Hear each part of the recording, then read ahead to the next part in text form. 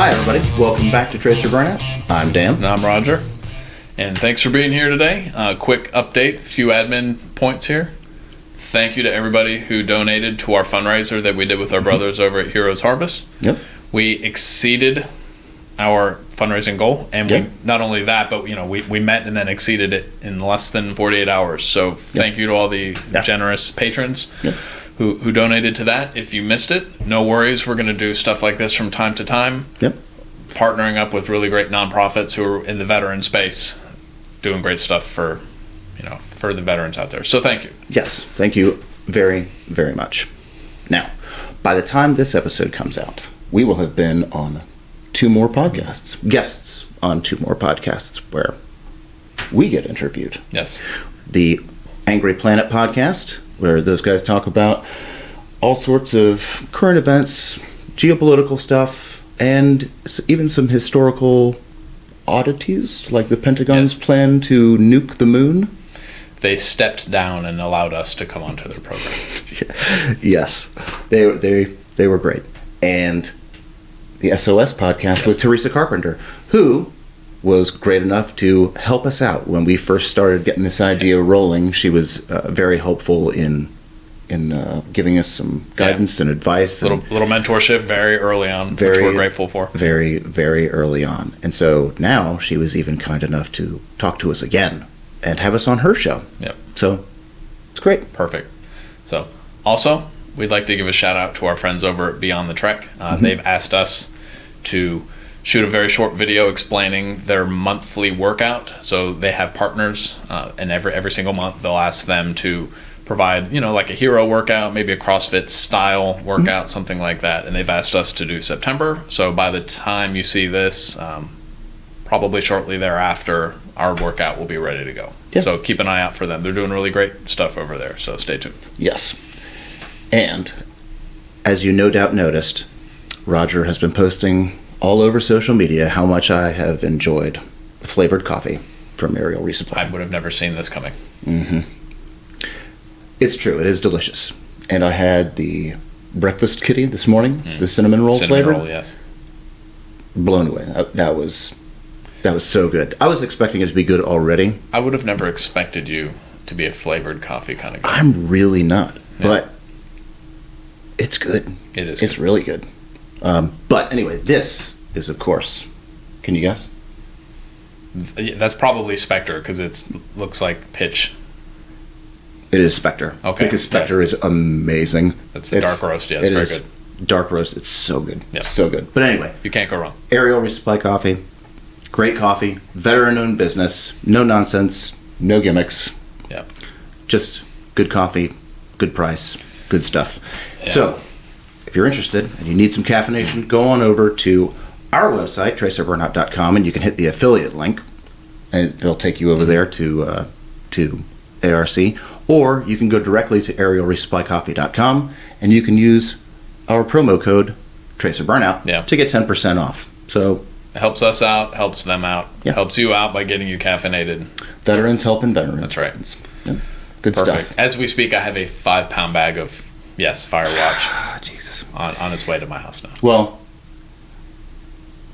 because I care, I did get you some Firewatch when I ordered mine. I appreciate that. Because you spend almost as much time with me as you do with your own family. I hope my wife doesn't leave me. He starts laughing. Wow, okay. So, on that chipper note. Without further ado, veteran airman Mrs. Alecia Judd.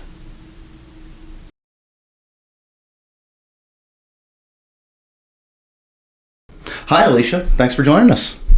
Thank you for the invite. Yeah, absolutely. You are our first female airman. Airperson? Airman?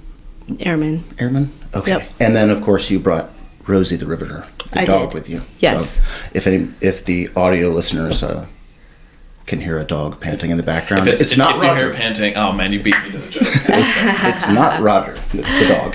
Yeah. So. Yep. Okay. Panting or me correcting her to lay back down. Yeah. Okay. Well, we start off typically by asking about family background. So, does your family have a history of service? Yes. So my grandfather was in World War II, and I have an amazing picture I was blessed with that has my grandfather and two of his siblings in different World War II uniforms. And I know he served on tanks, but I don't know a lot of history because even though I knew him really well, it was before I joined the military, and I really cared to ask. I think as adolescents, sometimes if you're not raised with that patriotism and trying to find out the history of your family, then it could be missed. Yes. And I wish I could go back and talk to him, about that service, but it's too late. And so, I used to be a teacher, and if they have family members, to get their stories, if possible, if they're willing to talk about it. That is one of the reasons why we do this. Yeah. Is to preserve those stories for Right. future generations. Yeah. And that was part of that generation. They were they didn't offer up a lot of that type of Right. information. I mean, if you could get them in just the right mood or at the right time, maybe. Yeah. But, yeah. Well, I think that they were, shove it down. Yeah. Bury it down deep, because nothing ever goes wrong with that. Yeah, exactly. Yep. Anybody else? So my dad, he was in the Army also. He was in Vietnam, but again, I don't know a lot of his story. He passed away when he was 52. So again, I was just coming to the point where those stories would be important to me, and it's lost. Yeah. So, but I make sure, to tell my daughter about my history, so that way she knows. Yeah. Because I missed out on it. Yeah. That's great. Yeah. I think that's important. Yeah. So, Very much so. So I do have family, military. My uncle, who is not in the military, he's the one that got me interested, because I was not really interested, but he took me when I was a senior in high school. He took me to an air show, and then that day I called a recruiter. So it was you beat me to the punch. So Yeah. so where did you grow up? Albuquerque. Rio Rancho is right outside of Albuquerque. Gotcha. That's where I mostly grew up. Yeah. I'm assuming that's New Mexico. Yes. Because I don't know another Albuquerque. Yes. But It's Albuquerque, Connecticut, Dan. well, I mean, how many Fayettevilles, Greenvilles, Greensboroughs, True. Dallas. Oak City. Dallas, North Carolina. Paris. Yeah. Yeah. Yeah. So Yep. Albuquerque, New Mexico. that's the only one that I knew of. Yeah. Yep. With a beep beep, taking a wrong turn. I was about to ask if you'd ever taken the wrong turn to Albuquerque. Yeah. Okay, all right. Okay. Yep. Our Zoomers won't know any idea what we're talking No, about. probably not. Sad but Probably true. not. Sad but true. Yeah. Yeah. But what was it about the air show that you went to with your uncle that It just made my heart explode seeing all of the, feeling that power. And then going up and touring all the airplanes and stuff. But, I just knew right then that that's what I wanted to do, was fly. But, getting to be in that position where I could fly, I didn't realize, was going to be as, I guess it wasn't terribly difficult, but because you could come in with during that time, I don't know what it's like now, but you could come in with a guaranteed job, when I went in. And so I was blessed to be able to get that, and come in as a in-flight refueling, that promised job. Mm-hmm. But it did take some, they wanted to give me a lot of other positions first, why don't you do this or this or this? And I was like, no, I don't want to come in unless I'm doing something. I was a high school graduate, so I couldn't be a pilot, but I wanted to do something with airplanes, be in the air. So that was really what I wanted to do. And finally, I got that guarantee job. So was it because they were sort of pushing you towards other specialties? They're actually trying to get me to be EOD. Were they just trying to fill the Air Force needs at the time? I think so, or due to ASVAB scores, I'm not sure, but he was really trying to talk me into being EOD, and I'm glad I didn't do that. So, That's explosive ordnance disposal. Yes. Very, very high risk. Yes, very high risk, but also just a different, you have the Air Force and then you have the Flying Air Force, and the cultures are a little bit different even in the military, and I love the culture that I was in so much. I don't even know if I could have really, my husband said I was spoiled in it, but because he was aircraft maintenance, so he had the other culture. So I really enjoyed the culture I was in, I'll just say that. And I stuck it out for the 20 years. Yeah. So you enlisted immediately after high school? I did. Okay. Yeah. I went in, you graduate in the summer, and I was in by October. Okay, yeah. Yeah. Perfect. Yep. Where did you do your initial entry basic? Lackland Air Force Base in Texas. Yeah. That's San Antonio. San Antonio. Yeah. Yeah. Okay. Yeah. Yeah. It's been a long time. How long was it? I think then it was 6 weeks, but I think it's longer now. 6 weeks? That's it? Yeah. Yep. But it's a lot longer now. So they've added things to the training since I went in.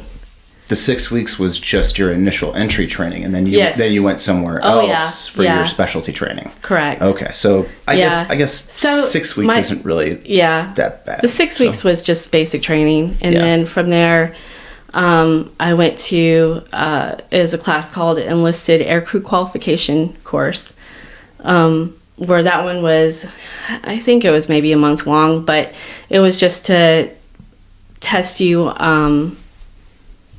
To make sure you can make it through the actual training. It was like a weed out kind of program where they would just put you through a lot of mentally, classroom work wise, just to make sure that you, I don't want to say smart enough, but just to make sure you had what it takes to make it as aircrew.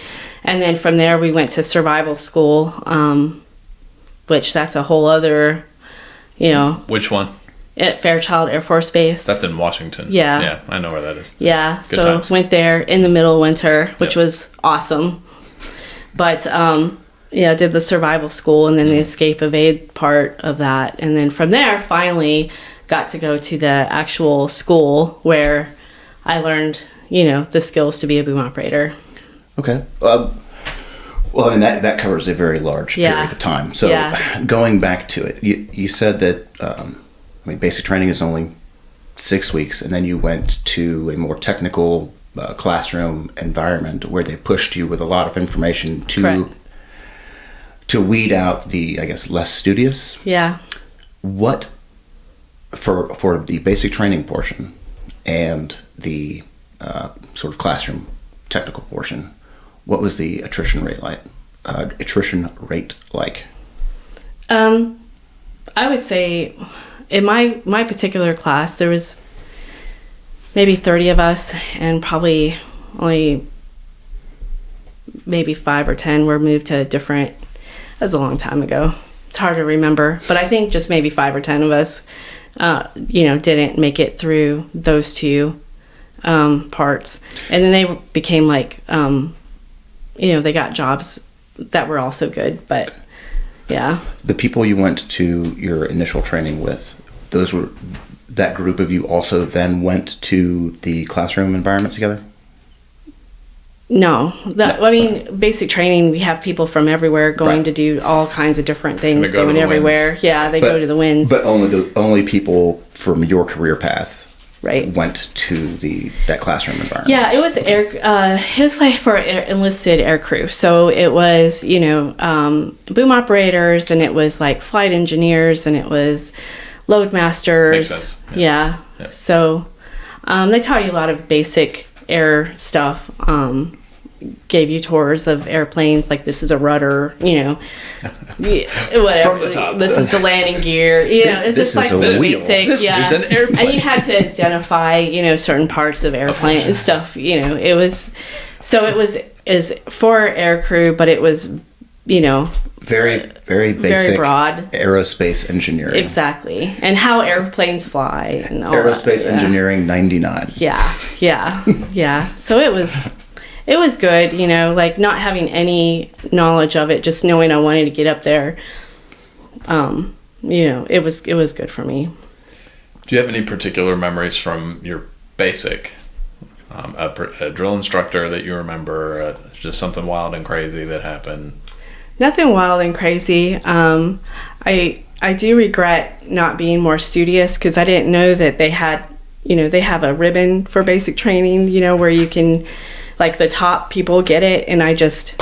What? The only thing that I missed was not studying enough and getting, They have Probably like a commandant's list kind of thing. Yeah, but but there's an actual and I was, uniform Air Force ribbon for your basic training. Yes, honor graduate. Yeah, well, you get one for graduating anyway, but then there was another one, like an honor grad. Like, I don't remember what it's probably like an Army Achievement Medal, Air Force Achievement Medal kind of thing. But I didn't, like, I was just close to getting it, but I didn't realize, based on my other, the marching, the this, the that, I didn't know I was qualified for it, so I didn't put in any effort, and then I found out at the end. It's like, well, why didn't you tell me? But I would have tried harder. Yeah, I just didn't know until it was too late. What kind of marksmanship training did you do? We did the M16. Okay. Whatever. Yeah, but after after basic training, I never touched that gun again. I figured. So that was it. Well, I don't want to get too far ahead of ourselves, but I assume as part of an air crew, you probably have a sidearm that you're responsible for whenever you're airborne in. Not whenever we're airborne, just sometimes. Yeah. So it always depends. Yeah. Sometimes we would have to carry. So, and we were supposed to keep it hidden, but right. It usually didn't hide very well on me, because it's just still a huge handgun, and I'm like 5 feet tall, and I'm trying to stuff it in my flight suit to where you can't see it, but you have this huge thing, poking out. So it's like, it's not very hidden, but Fair we enough. tried. Okay. Yeah. Well, now let's talk about your winter school survival training. Okay. Yeah. Tell us anything you can. So, again, they've changed things since I went through, but so when I was going through, it was the beginning of the war. It started in 1991. Yeah, I wanted to bring that in. So Desert Storm's rolling at this point. Yes, it's starting to, so that's when I was going through survival school, and a lot of their training was based off of Vietnam. The training that they gave us was based off of, Vietnam, POW, and things.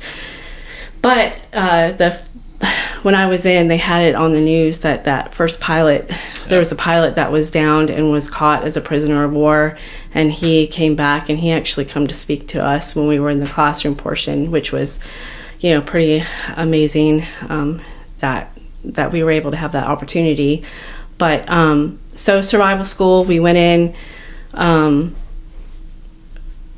snow in the mountains there, So we were Washington, they taught us how to build the tents and do all build things and procure food and all of that, Some very basic field craft and stuff. And they made us carry they made me carry a rabbit, because we were going to eat it later, kind of thing, and they said the best way to keep it fresh is to keep it alive, and so I had to take this little white rabbit around with me and carry it everywhere I went, and it was like a pet. It was kind of sad, but I knew the purpose of it from the beginning, but still, it was so docile. It wasn't like going and shooting one in the wild, so that was kind of sad, but that's how it's got to be. Yeah, so they named it Stew from the beginning. It's what the rabbit's name was, and I see what you did there. Yeah. So I mean, so that was awful, but I think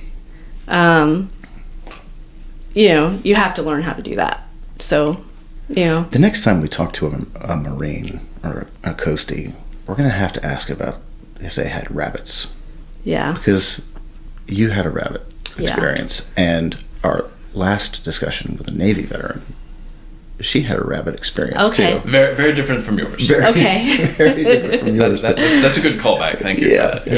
There's a trend going on here with other services and their rabbits. Your rabbit met a very different end than hers. Okay. So. Yeah. Well, then they would try to get you to also not waste any of the rabbit, because you're under survival kind of mode, And so, Calories you are know, calories. they even had, I didn't do it because there's only 2 of them available and we had like 15 people, but they even had them eat the eye. So, yeah. Is that something that Calories you are were interested in trying? No, it was not. I mean, I would have done it if I was chosen to do it, but luckily I was not. So, yeah. Just don't chew. Yeah. Yeah. Well, I don't know if you want to, like, they had to put it in there and, like, crush it is what they said, but I don't know. Yeah. Okay. Yeah. But they don't do that anymore because apparently there's chances of having some kind of virus in an eye or something. I heard, and they don't make them do that anymore. So, yeah. The people that you're going through the course with, were these people that would go on to the same assignment as you? So you're No. training with, So there's colleagues? Yeah, Okay. there's some yes, some no. There was flyers across, everyone had to go through it. So pilots, navigators, enlisted air crew, they all had to go through it. So no matter what the plane they were flying, Pretty much any job where they would be in the air and the shot down chance of or- being yeah. shot down or crashing, and they would Yeah. need the training. Yes, Okay. Yeah. exactly. I think one of the funny stories I thought it was kind of funny because like I had this huge sack of, sleeping bag, tent, like all that stuff. It was almost as tall as me, and having it on me, and then the hat, and then the camouflage. I mean, it was pretty ridiculous. But then they gave us snowshoes to walk through, and my feet are small because I'm small.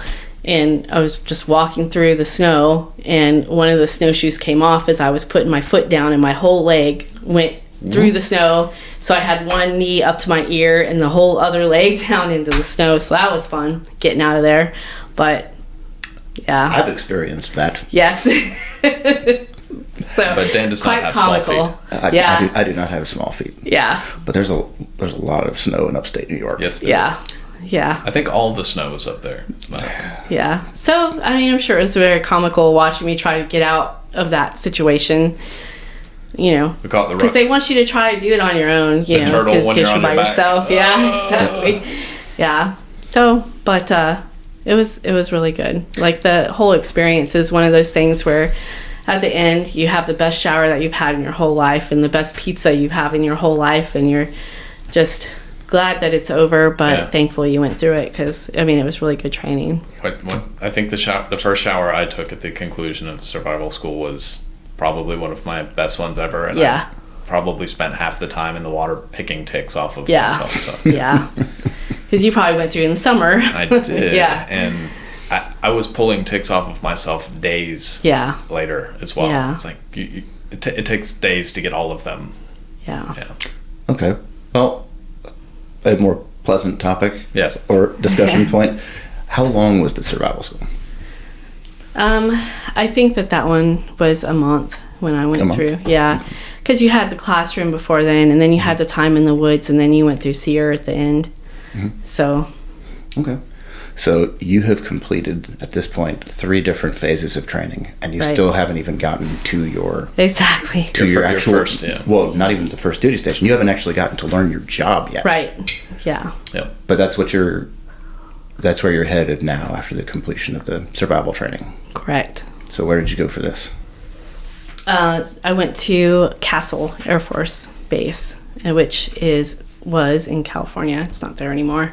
Merced, California.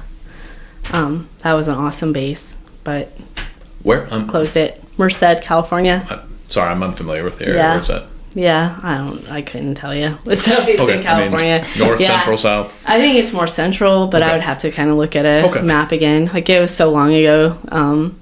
So I went there, and that was one of the best bases to be at for training. So it was amazing there.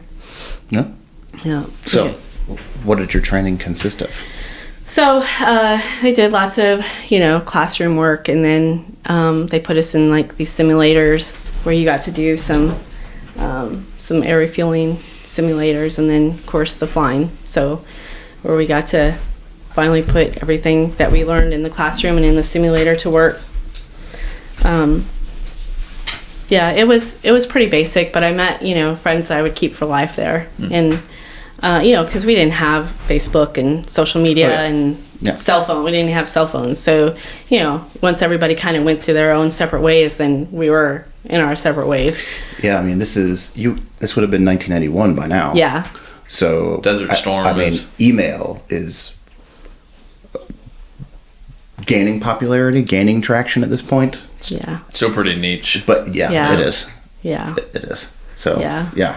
I mean, really, when I first got to my first base, I think there was only a couple of computers and then typewriters. There's Right. still a lot of typewriters kind of thing going on. So Yeah. I mean, yeah, 19 it seems like so long ago, but not. Then it seems like yesterday. Yeah. This is how far technology's come. Yeah, in I that mean, short time. 1991, you had the car phone that you kept underneath your seat, and Yeah. it was like the little briefcase, Yep. and the cord was only like 6 inches The long. Gordon Gecko phone. Yeah. Yeah.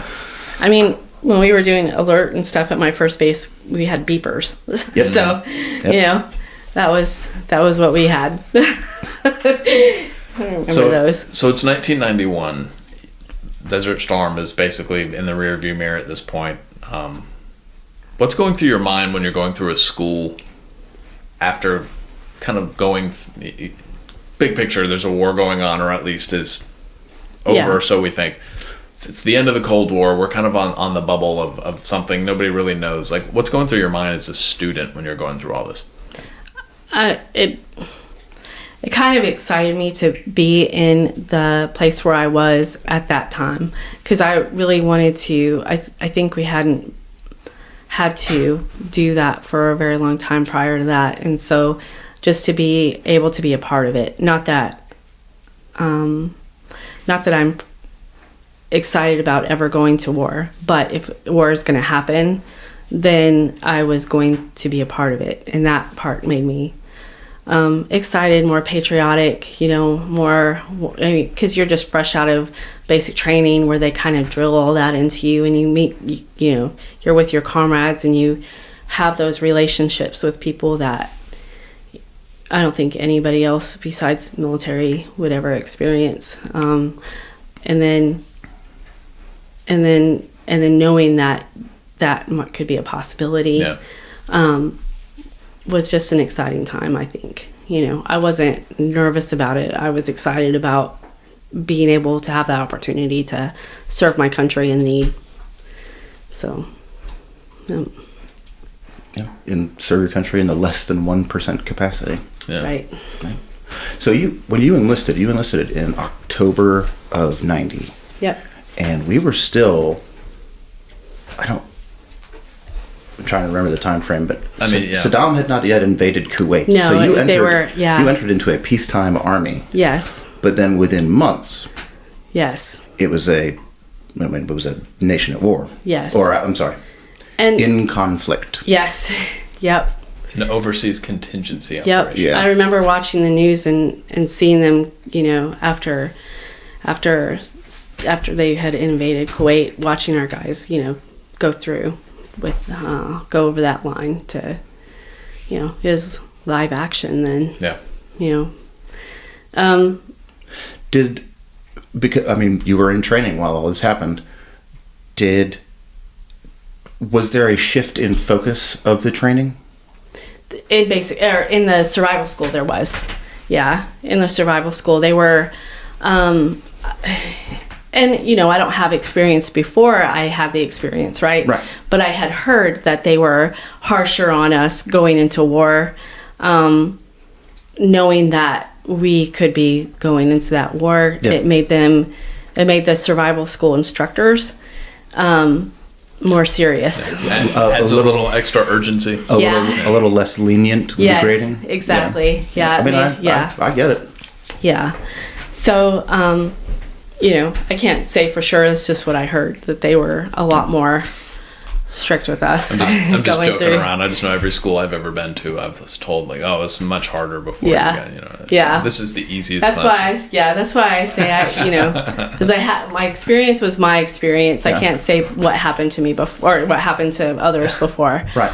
But there is a logical shift in the training sense, because where an army at peace the instructors and the grading system might be a little more lenient Right. because there's not a conflict going on, and then in the middle of a cycle, holy crap, the people that I'm training right now have been getting off easy because we were at peace. Now we're at war, and we need to pull in the reins a little bit to make sure that they actually know what's Right. going on and that what was to the do. time too where that fighter pilot was shot down. Yeah. When I was in the school.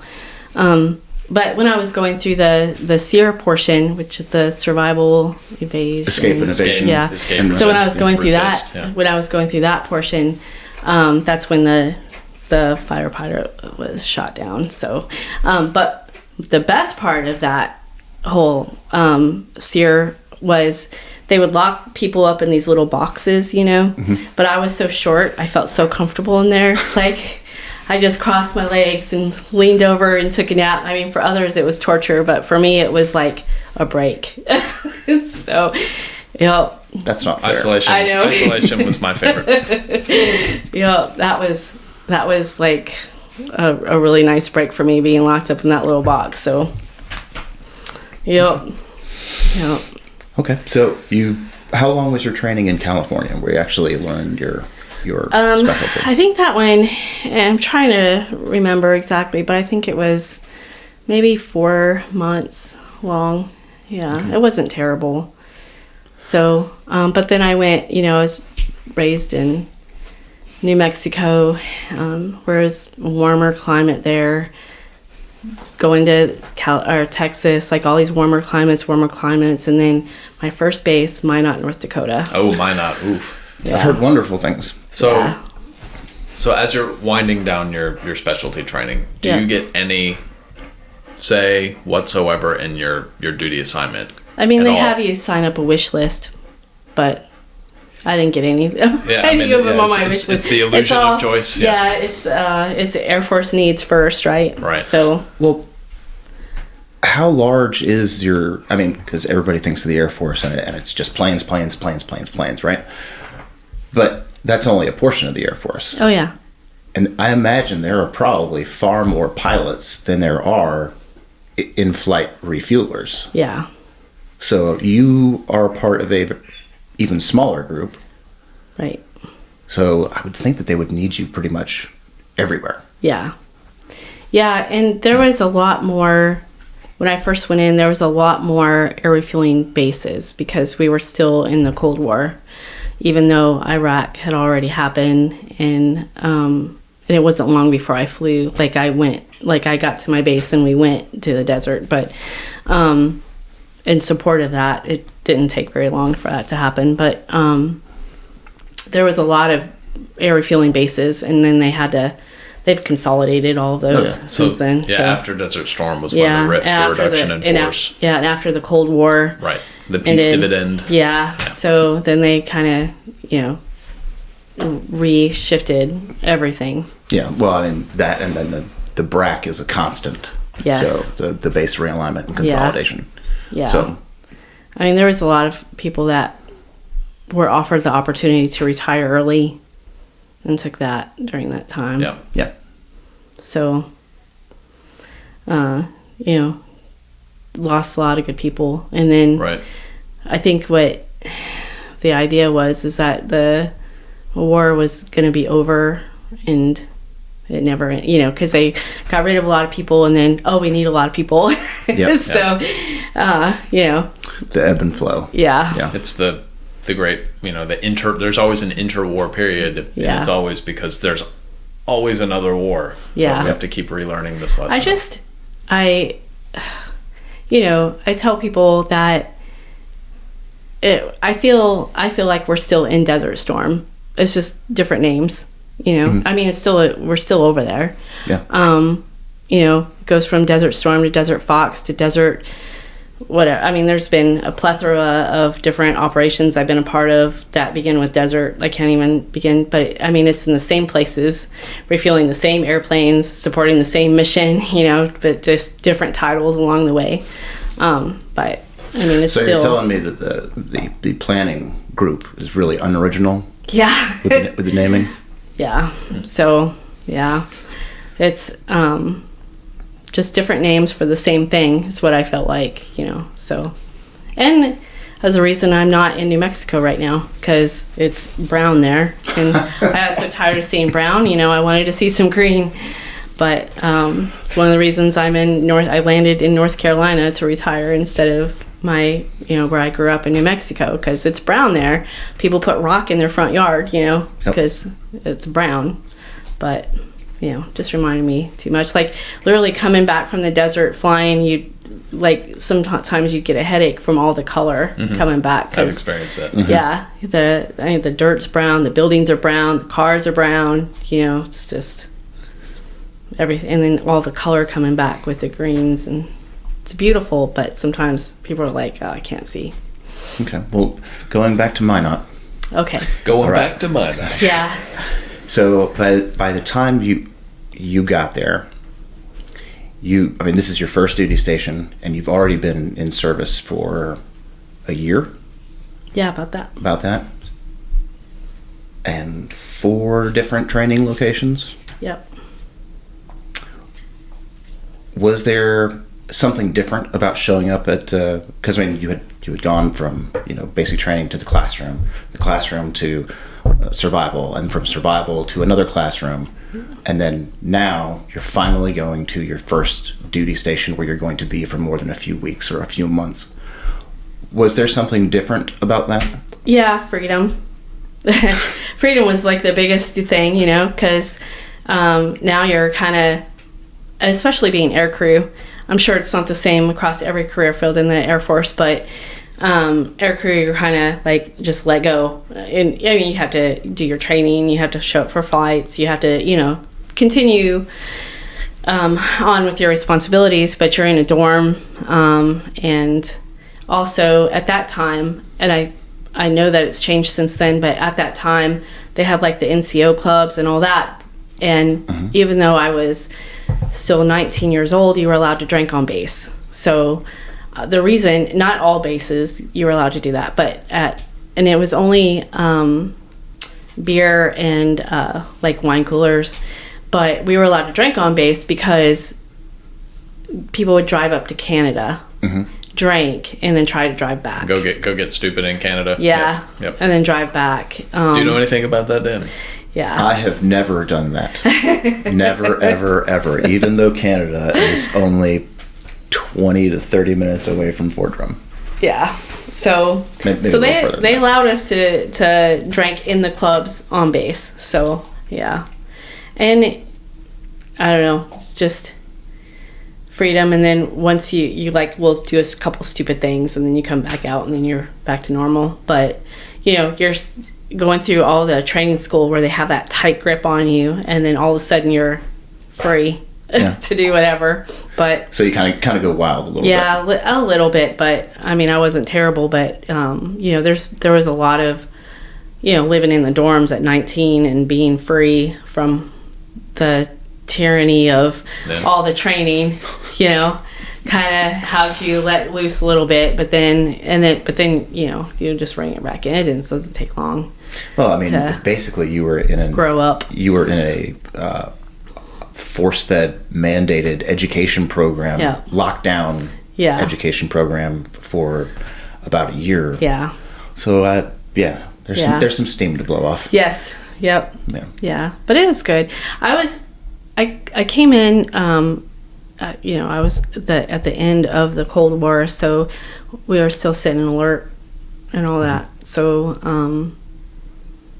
So I got to experience all of that, and I'm thankful that I got to. It was definitely a different mindset than it was towards the end. So when I came in, you had like a hard crew. So you'd have 4 people, the pilot, the co-pilot, the navigator, and myself, and we would always fly together. So, and also then, and my pilot was my raider kind of person. So, and we would have to take leave at the same time, stuff like that. So the whole crew is gone. Yeah, so together. We were, So that you're all gone, and then you're all back at the same time. Right. Yeah, we would have that to, makes sense. like once a year they would sit down with the pilots and they would pick out this 2-week block and this 1-week block, and we would all have to take leave at the same time, stuff like that. But which was really good. I really liked that. But I understand the military changing it, because now you can pick from a plethora of people to put together to fly. But I really liked being part of that crew. Yeah. Because you got to know each other really well. Okay, so when you say that they changed it, you mean that when you first started, you were part of a 4-person crew that worked together for every mission, every day, Yep. everything, and it never Yep. changed. Yep. Versus later, they changed it, and now it's the pilot pretty much has that. More interchangeable. Yeah. So you could fly with whoever, whenever, Just part of your squadron. They would just put it together. The pilot just picks, there's names on a board in each position, and then he just goes. Well, they have a scheduler. They'll have a person that has the big picture, and they'll know, because people have to keep different currencies and different things. So they'll put together a crew for a particular flight, or they'll put together a crew for a deployment. They'll put together a crew for whatever, but they have that bigger picture, and they also, will not put, they try not to put, brand new with brand new, kind of thing for the pilots. But yeah, I can see pros and cons to both. Yeah. I think,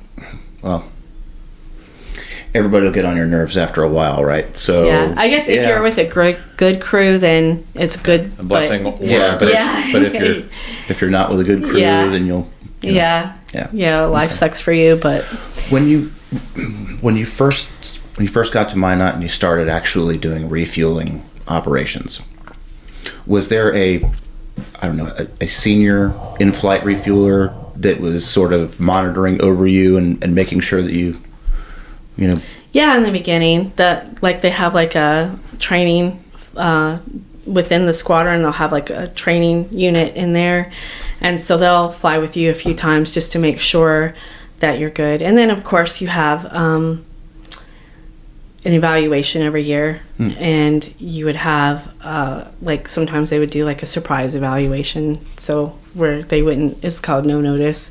So then they'll just hop on with you whenever, and to make sure, that you're doing what you're supposed to be doing, but your books are current, your checklist is current, because they would come out with changes, and, if you didn't have the latest update, they could ding you on that kind of thing. But, but what I feel that I was the most blessed with, as far as the Cold War goes, is I got to sit alert with B-52s, so, alert was a SAC, definitely Strategic Air Command SAC, a SAC thing, and we would sit on, we would have bombers with nukes loaded, ready to take off, and you'd have tankers on alert with them, ready to refuel those bombers, in case of a nuclear decision to go bomb someone. And then we would so you would go for a week at a time, so you and your crew you would go and live in these bunkers, and you would pretty much live in your flight suit the whole time, and you had a beeper on you, but you would kind of stay with your crew. Each crew had their own vehicle that had the lights and all that, and it was a fun time too, because they got to what they did was the whole base was instructed, during an alert, they would have all the sirens going off, and just like police cars, they would pull to the side, and you would, take your truck and you would rush to the airplane and get up there and start all the engines, because they would have those kind of practices every time and you didn't know when the alarm was coming. Right. So you could be at the commissary doing whatever, or you could be asleep in the middle of the night and the alarm would go off and you're running. So it was kind of a rush, and got to, do that, be part of that, which is not very common, now, because I was at the end of it. But that's when when the Soviet Union was breaking up, and a lot of these former Soviet satellites that had their forward nuclear facilities and all these weapons, that was kind of the Wild Wild West, because once the Iron Curtain fell, these areas had to be secured, and then like Ukraine of all places, which is Right. obviously very pertinent to the current affairs now. They Ukraine they was have where a the lot majority nuclear of the, weapons. of the Soviet nukes were there, and so how do we secure these facilities, Right. and who's going to get their hands on them? So that would have been a very tense time for the SAC, I would think. Right. Yeah. Yeah. But I mean, and you so you would just spend that whole week in the bunker with your crew. They'd watch movies, and then we get a lot of time to study our books and, just hang out for a week and wait for the alarm to ring. About how frequently did that happen? Like I guess not you going into the bunker, but actually like the alarm going off and then testing. It would happen like once a week, or during your 1 week that you were on alert, they would do it sometime within then. You just didn't know when. Okay. Yeah. So I mean, you knew it was coming. Yeah. Okay. And Yeah.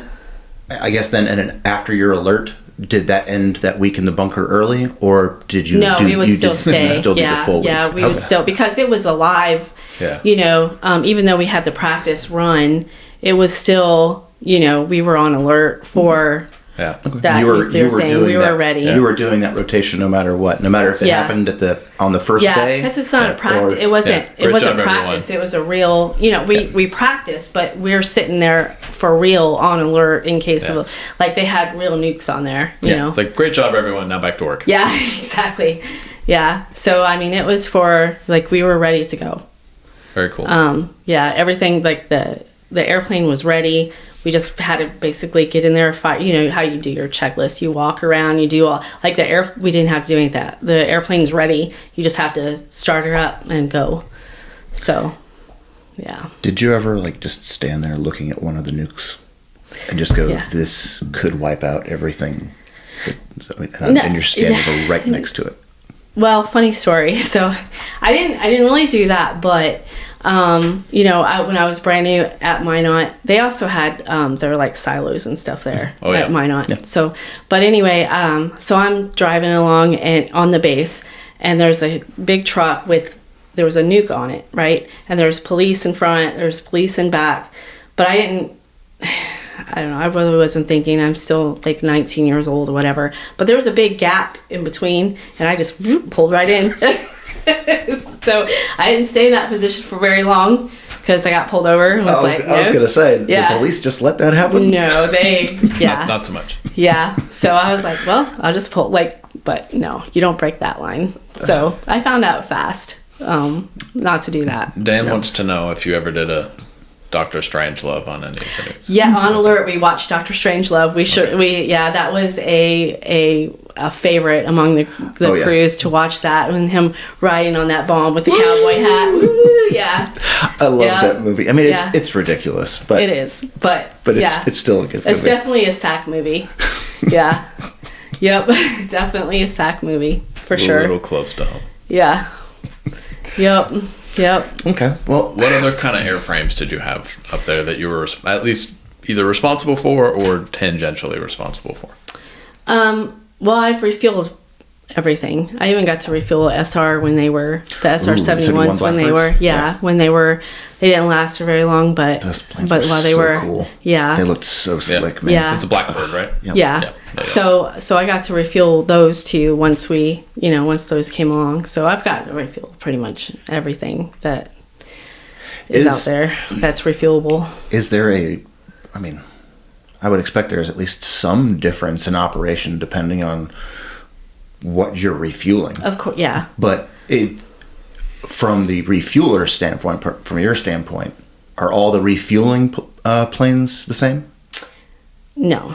So, okay. Because you have anywhere from fighters to C5s, it's all different. Their limitations are different of where they can come in and out and left and right. But, so all of that's different. But then also, like, the aerodynamics is different. For instance, one example is the A-10. So A-10's one of my favorite airplanes. Mine too. Yeah, they fly very likewise. slow though. Yep. Yeah, slow and comparative of a 135 with the 4 engines, So we have to, and C-130s the same way. Like we have to try and slow down as much as we can. They even put the flaps down to refuel them, which causes the boom part of that iFly in the back to refuel the airplanes that has rudders of its own to drag. If it's not as lightweight kind of thing, That makes I sense. guess. So it'll like drag a little bit. So it's different. Refueling different planes, different. And then also like the C5 will kind of push you. You know, you can like when it's coming in, because of its size, you know, it pushes us more. And then same with it going out. So that's different. I think the C5 is my least favorite airplane Just to 'cause refuel. it exerts itself on everything. Yeah, it's just so large that, you know, it just, and you have it in that window and it's just woof right there. And I feel like I had a C5 almost kill me before. So that was, you know, it was one of the scariest ones that I had. So that was my least favorite airplane to refuel. But I love the A-10s. I love the fighters, the bombers. They're all fun. How long were you at Minot, and did you service all of these aircraft during that first assignment? So I wasn't at Minot for very long. I think we left there in 94. And that was because they were consolidating. They started, you know, the end of the Cold War, and all the tankers left Minot, and it was just a B-52 based. Mm-hmm. And I went to Fairchild in Washington, where they had like, I don't know. Back to Fairchild. 6, I don't know, I think like 6 flying tanker squadrons there. Like they consolidated a whole bunch of tankers there. How many were at Minot? There's one squadron. Okay, so there was. Yeah. You were in the one squadron that was there, and then they consolidated them from at least 4 or 5 other bases, all to Fairchild. Yeah. Okay. Yeah. So, but yeah, while I was there at Minot, I refueled lots of different airplanes. So, on a typical workday, which might not be the best way to describe it, but you were on and refueling aircraft, and you were supporting operations all over the place. So, correct me if I'm wrong. You were flying all over the world, supporting these in-air missions, and then returning for a period, and then going back out. So, like, what does your tempo look like? And then, well, we also had like training, you know, so it was a lot of training with some going out, but I would say, you know, I would fly in the beginning maybe 2-3 times a week, and then on training missions, local sorties, and then we would maybe go out. Like we would have temporary duty assignments where we would go for a week or whatever in states to support whatever, because everyone needs gas, right? So you, as a tanker, you would go for humanitarian missions, you would go for wars, you would go to support air shows, like you would, you know, everything from the fighter to the, you know, cargo missions that had to be done to deliver whatever. So we would, like, the tankers are just everywhere. So probably in a month I would go on maybe one short trip, and then the training missions, and then, you know, the deployments as well. Those were like 3 months usually at a time. You go and then you come back. Did y'all support Somalia? Yeah. You want to talk about that? Yeah, that was, for me, it was basically refueling cargo, airplanes, people delivering food into Somalia. Yeah. I think I was, during that, I think they put me in Guam, is where I was. First, Somalia. I'm not sure. I've been so many places. It's hard to really remember where and what. It's when people say, how many deployments have you been on? I have no idea. Well, the Air Force does deployments differently. Yeah. definitely. Than Like you don't everybody They're go unmistakable when you're in the Army. Yeah. So, and people that are in the Army look at me like I have four eyes when I say, like, I have no idea how many deployments I've been on and where I've been. And, I like, it's easier to say where I haven't been, Right. kind of thing. So, like, I had not been, to, like, I didn't go to any deployments like Mexico area, South America. I didn't do anything really down there, but, Djibouti, I think maybe is where I went for Somalia. Yeah. Yeah. That's, Djibouti. That's their friendly neighbor. Yeah. So, just everywhere. Been everywhere. Okay. But I, really enjoyed it because I've also been good places. Like I got to go see France. I went to Australia. I thought you said good places. Yeah. When you start Yeah. with France. Dan hates France. Yes. I don't hate France. His his cards are on Yeah. the table. So I got to do like the people. it's called ETTF, European Tanker Task Force. So we got to do those, kind of thing. So where we went down to Scotland, like we got to go to Mildenhall in England, and then from there we would go visit, Paris, France, and we would go to Scotland and everywhere. Is a former, if I remember correctly, it's a former like noble estate that during World War II they cleared out like all the garden mazes and things, and that's where all the bombers were. Yeah.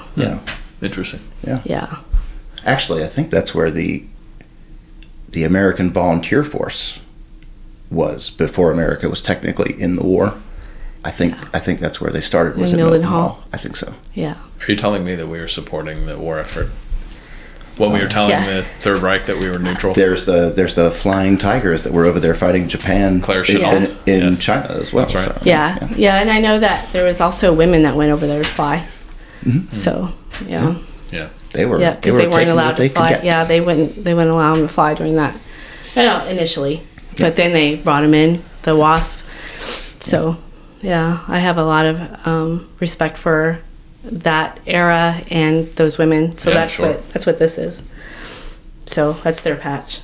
Show everybody your shirt. Yeah, I don't know if they can see it. Yeah. They'll be able to see it in the picture that I Yeah. take Very afterwards. cool. Very Yeah. Yes. Okay. Yeah. Before we go any further into talk about your time in Fairchild, Yeah. for people who have no idea what an air flight, like what the process is of refueling in flight, Right. can you talk about that? Yeah. Just from the, you're already in the air, so is the plane that you're refueling. Just talk about that Yeah. process so that people can kind of get a picture of it. Yeah, so they have, I was trying to explain to my friend too the other day, I was like, you look up at the sky and you see just vast whatever, but I said there's like, there's highways up there, they have tracks, and then there's air refueling tracks, and then there's spaces that are, that no one can fly into because it belongs to somebody to do practices. So there's air refueling tracks, right? And so we would just schedule, say whatever I'm refueling, and us, and we would just fly around this track, and we would meet up with the airplane, whatever we were going to refuel, and they would come along and meet us at that track. And then so in the 135, you go down, you step down into like the belly kind of thing of the airplane, and there's a place where you lay down. So you lay down on your stomach, because my friends and my husband will joke with me that my job was to lay down and pass gas for 20 years. So yeah, lay on your stomach and pass gas. That's what I did. So you lay on your stomach, and you have this big window that you open up, and you have a even bigger view. And then you do your checklist to bring the boom down, because it's not like you have to lower it. The boom is the part of the airplane that will come down to actually go into the aircraft to make the contact with the airplane to deliver that fuel. It's like the nozzle. hose. Yeah. Okay. So that'll come down, and it's got its own rudder vader, and then so I would have so as I'm laying down, I have a a stick below me that where I would fly it left, right, up, down, around. You know, I have control that way. A controller. Yeah, Like and then all that Atari time when you were a teenager. Yeah. exactly. And then up here I would have a telescoping one, which would bring it there in and out because it has an inner telescoping tube. Mm-hmm. So you would you'd have the airplane, you know, so you would be flying and the other airplane is coming up, and I would give it directions, you know, forward 20 feet, left So you're talking 4 directly feet. to the I'm talking pilot. to the pilot flying. Yeah, I'm talking to the receiver pilot. Right. I'm telling him, you know, where to go to line up. And then we also have pilot directional lights that I control. So they'll see underneath of the belly of our airplane that I'm flying on, there's, you know, lights that will tell them to come in. Mm-hmm. So it'll have Very good. forward, back, you know, so I'm Very cool. controlling Yeah. these lights. So right now I have my hand on the rotovator stick, holding it still. So he has something to line up on, you know, because if I'm moving that around, then he's going to move around, Yeah. kind of thing. So I'm holding it still, and I'm directing them with lights, and I'm also directing them with verbiage if we're in an area where I can talk on the radio. Mm-hmm. So I'm talking to them and bringing them in with the lights, and then once they line up, then I take my hand off of the lights so that they know stay. Don't move. Yes, stay where you are. And then I line it up and then push the telescope out to where it makes contact. And how, then About how long does obviously it's going to change based on the size of the plane, right. But a smaller plane, you know, an A-10 or you know, a fast mover. Yeah. About how long does It's usually just a couple minutes. Oh, really? Yeah. Okay. It doesn't take long. 2 to 3 minutes? Yeah. Yeah. What Yeah. What about a larger craft? Depending on how much fuel they take, you know, it could take maybe 10. It doesn't, you know, we offload fuel pretty fast, and I can't quote you because I don't remember all the numbers, it's but probably like classified anyway. But it goes on. We refuel them pretty quickly. And B-52s, like the B-52 was made for the 135. It has like this huge slipway, you know, where you can kind of almost refuel them blind. You just have to get it in the area, and then it just goes kinda right in. guides in. Some other airplanes, not so much. You know, you have to be really precise. Which, if you're in weather and stuff, and he's moving around and you're moving around, it's a little bit harder. Yeah. But you know. How long was it before you had like a really bad refueling experience? Whether it was you making a mistake, the pilot making a mistake, Weather. mechanical Yeah. failure, whatever it was. Yeah, I think it was I think that it was that C5, and it was maybe 4 or 5 years after. Yeah, because I still remember that. You know, so what they have, if you're refueling an airplane, they have this. If say they're coming in, they're not stopping. You know, you're telling them back, but they're still coming in. We have this procedure called a breakaway. Is what they call it. So it's an emergency, like they're getting ready to hit us. You call the breakaway over the radio 3 times. And what's supposed to happen is this airplane, you know, we just separate from each other. You know, when you call the breakaway, it's supposed to be separate, get our ducks in a row, and then we can Try it again. Try it again. So anyway, I called the breakaway, and what had happened, instead of the receiver pilot kind of just going away, and usually what that does is it draws us down, right?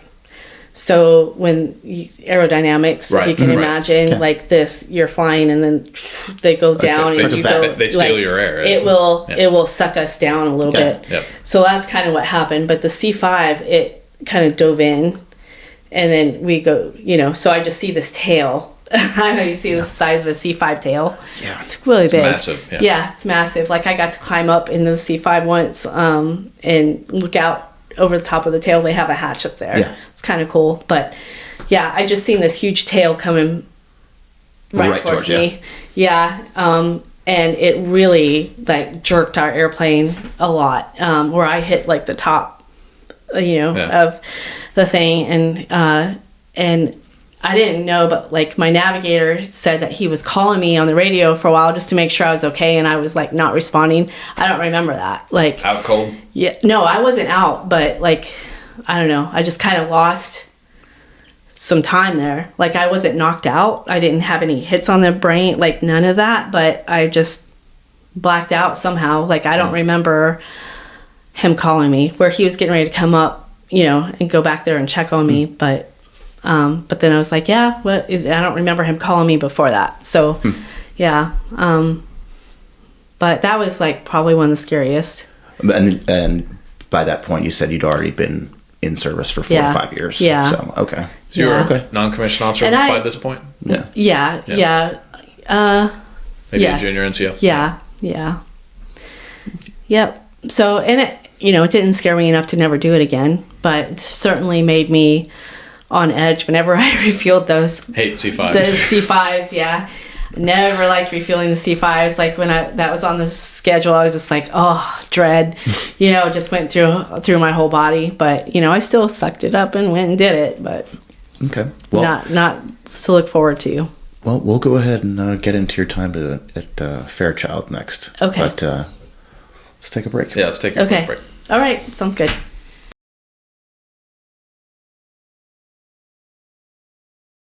Okay. Okay. And we're back. We're back. So, Fairchild, Washington. Yep. All the base realignments has now brought, you said 6 squadrons? 6 refueling squadrons? I think together? so.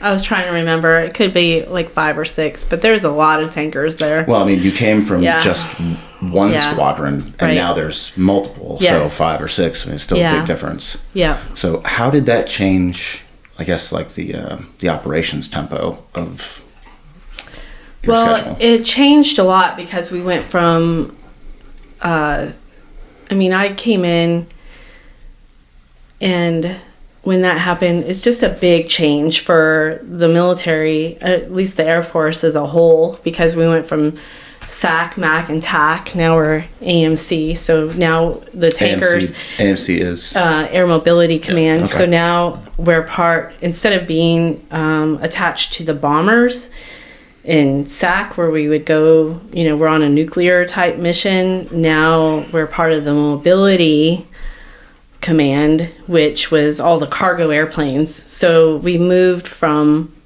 you know, one frame of mindset with bombers to the Air Mobility Command, which, you know, because our airplanes also carried cargo. Mm-hmm. So we refueled and we carried cargo. So it's just a way different atmosphere. Mm-hmm. And I was part of that move. So that was really good, but just a lot different. So because it was a pretty drastic change of focus between you know, dealing with a nuclear payload, and keeping those guys in the air, right. versus, you know, now you're refueling cargo planes, dropping off, you know, UN food rations or whatever to Haiti, or right. more paratroopers. Yeah, and really we're still in war, so we're still going over to the desert. We're still, you know. But now we're part of the cargo moving command, as opposed to the bomber type command. So the frame of mindset kind of, you know, refueling is still our primary mission, but they also, whereas before I hardly ever moved cargo, like I would have to do an evaluation once a year, and we would carry a little bit of cargo sometimes.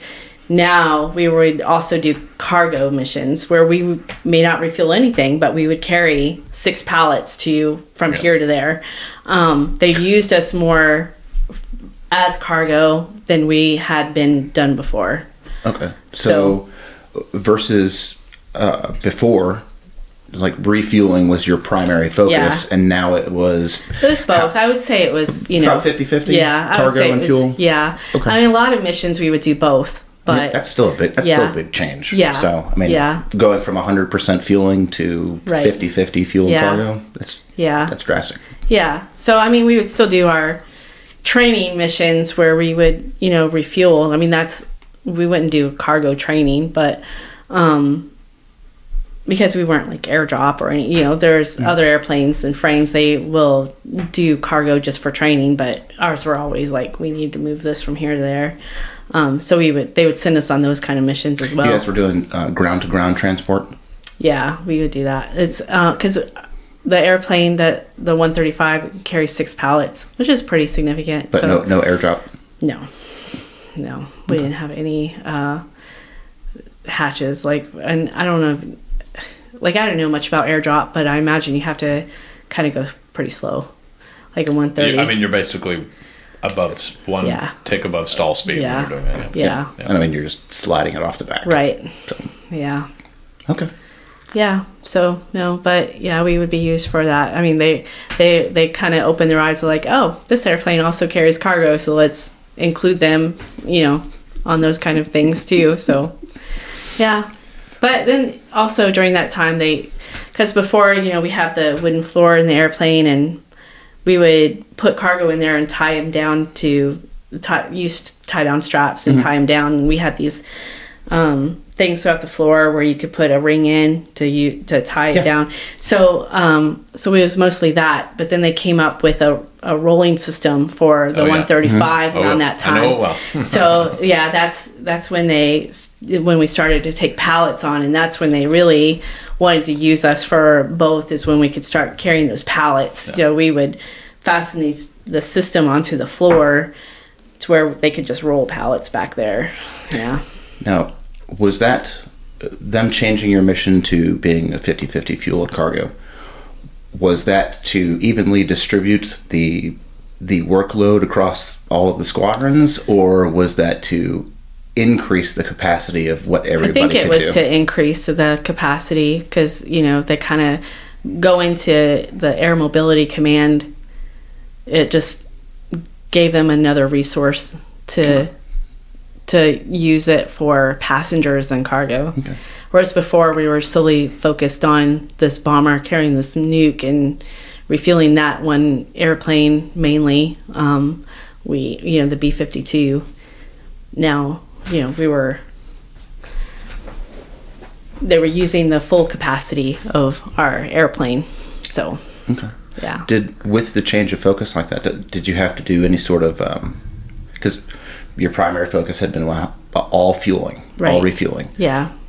With this change of focus, was there some additional training that you needed to get, or? No, because we were, from school, they trained us how to load. Right, but I mean, at this point, it's been several years. Yeah, and we would have to, when we did our check rides, we would also have to do it a load. We'd have to practice and make sure we knew. So the boom operator is, it's a very interesting career field, because we do, the refueling, but that's not all that we do, because we also do like load master. So we're also a load master. We do all of that cargo stuff, and we have to do the weight and balance of the airplanes and all of that. So we do all of those responsibilities, and we also take care of passengers that are on the airplane, and we're responsible for the passengers. But then in additional, anything from the pilot seat back, we're responsible for. But they also train us to back up the pilots, because also during this time, the technology was coming around to where we don't need the navigator anymore. So that's an extra set of eyes that you don't have in the cockpit, to back up, So we would learn how to read approach plates. We would, to make sure, we would learn how to read all the gauges up front, pretty much. The angle of attack, and we would learn to read the instruments and where they're supposed to be, so we can notice something if the pilots don't notice it, to back them up. And then when we're taking off or land, like our primary seat is in the cockpit for boom operator. Unless we have passengers or something, then you have 2 boom operators to watch the passengers. Not necessarily for cargo, but if you have passengers, you have to have somebody kind of keep an eye on them. But our primary seat is in front. So, you mentioned technology. So, what year are we talking here? Because then you would have left Minot, mid '90s? Is that? Yeah. So are we into the mid to late '90s? Yeah, I would say, yeah. Okay. I think around there. Okay. So when they started, taking away the navigator because of the software upgrades on the airplanes. Technology is they didn't really need the making navigator. a leap forward. Yeah. I mean, you're talking Windows 95, which people don't realize it, but Windows 95, or was it 93, was like a massive step forward in software. It also destroyed civilization as we know it. But, yeah. So, when we had the navigator, it was 4-person crew, and we had the navigator there. They would direct the pilot somewhere to go. Turn this way, to get from point A to point B. And then we also, as a boom operator, you participated in that by, we would do sextant shots. So you had this instrument sextant. It had a hole up in the airplane. You'd have a stool that you fastened down to the floor, and then you would stand on that stool and it spun to lift you up or down. And then you would look through it, and the navigator would tell you what direction or whatever, and you put the little bubble on the star or the sun or whatever, and then you let it, you follow it around as much as you can, and then you'd, spout off the number to the navigator so he could plot. Kind of thing, like really old school stuff, like Ferdinand Magellan. Yes, the old school sailing stuff. sextant, which is just a small piece of typically brass, but yes, it does the same thing. Yep, yeah. So now I would read those numbers off to the navigator so he could plot his way, like really old school stuff, and they didn't need that anymore. So okay, well now that the navigator was essentially outdated, obsolete. Yeah. Did you still have a 4-person crew? No, we would have 3. Okay. Yeah. I didn't know if maybe the navigator got redirected to another field. So the 135s, it had pilot, co-pilot seat, then it had a navigator station, and then it had a boom operator seat all in the front. And the boom operator just kind of moved to the navigator's table. It had more instruments up there where you could back up the pilot, but also the seats turned to where you could, just face forward as well. But then we were just closer to read the instruments better. But yeah, they got rid of the navigator, unfortunately. But it's just one of those things. And then I had, the joke for a boom operator, the whole lay down and pass gas, but also you have 2 officers drive you to work every day kind of thing. So, it was a good job though. I do miss it sometimes. I miss the flying part. I don't miss the office work, but I miss the flying part for sure. How long were you at Fairchild? I was at Fairchild for quite a while. I think we left in 2006. Okay, so you were there for... Yeah, so what had happened, the reason I was there for so long is I have a son who's disabled. And so in order, they have those programs in place, which being military, you guys are probably aware of, they have to make sure the base that you're going to has a facility or whatever to take care of your family. Member program. Yeah, and so instead of really bothering with that, they would just kind of leave us alone. They just left us there. That is one thing that, by the sounds of it, the Air Force does it too, but that is one good thing with the Army, is that if you do have a child in the exceptional family member program, or spouse, or a person that you are guardian of, or whatever, they really are very accommodating, and okay, it's time for you to come down on orders, so this is what facilities we have available here, right? So so that's good. And then really we had gotten orders to go to from there to McGuire Air Force Base in New Jersey, and that was my last base that I retired out of. But I could have easily said, no, I didn't want to go there, and they would have turned it off because of that EFMP program. But I had heard CHOP was there, the Children's Hospital of Philadelphia, one of the best hospitals in the world for children. And at this time, we still didn't have a diagnosis for my son. So, we thought we had a diagnosis, but, we didn't. And he was in the hospital for a while, and I just, all my emotions were going, I'm I want to go to CHOP. I want him to go there and get the best care possible. And so I kind of fought to get there instead of trying to resist going there. Although I missed Fairchild, it was, that was my home for a long time. But what was it that that you enjoyed about it so much? Well, it's beautiful there. It's the best climate in the world. Yeah, it really is. It's beautiful. It has Mount Rainier there, like, and the people in Spokane, Washington were just really, at that time anyway, I don't know what it's like now, but we're very pro-military and supported. East Washington's very different from Western Washington. Yes, it is. Yeah. It's two different states. Supported the military really well. You go over the mountains to Seattle, but like really all the climates were there. And I just made, I guess, Minot Air Force Base, I was kind of like, I felt like a child growing up, adolescent, you know.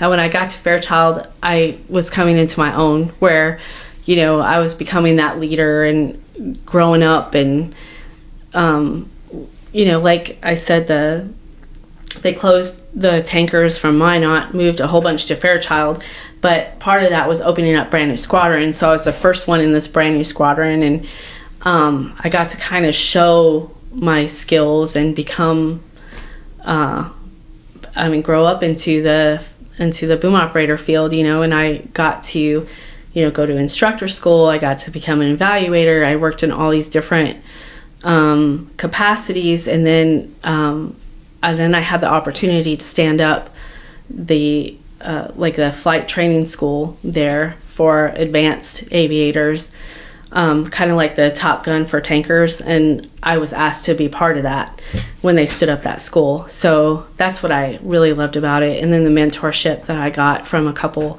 of chiefs that, you know, I grew up to love and admire so much.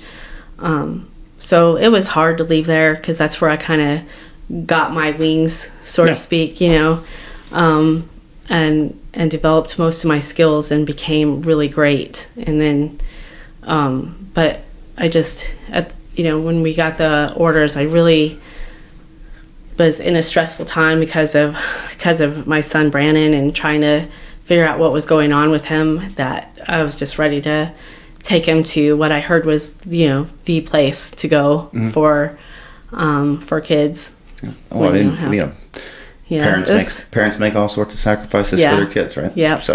Yep, they do. So you left a place that you loved and had grown comfortable with, and went to New Jersey. Yeah. So the things you do for your kids. Yes. You mentioned a couple times. I assume you met your husband through work? Yes. So would that have been in Minot or? It was from Minot. Okay. So yeah, he was actually stationed at Fayetteville, working on 130s, and we met in England, Mildenhall.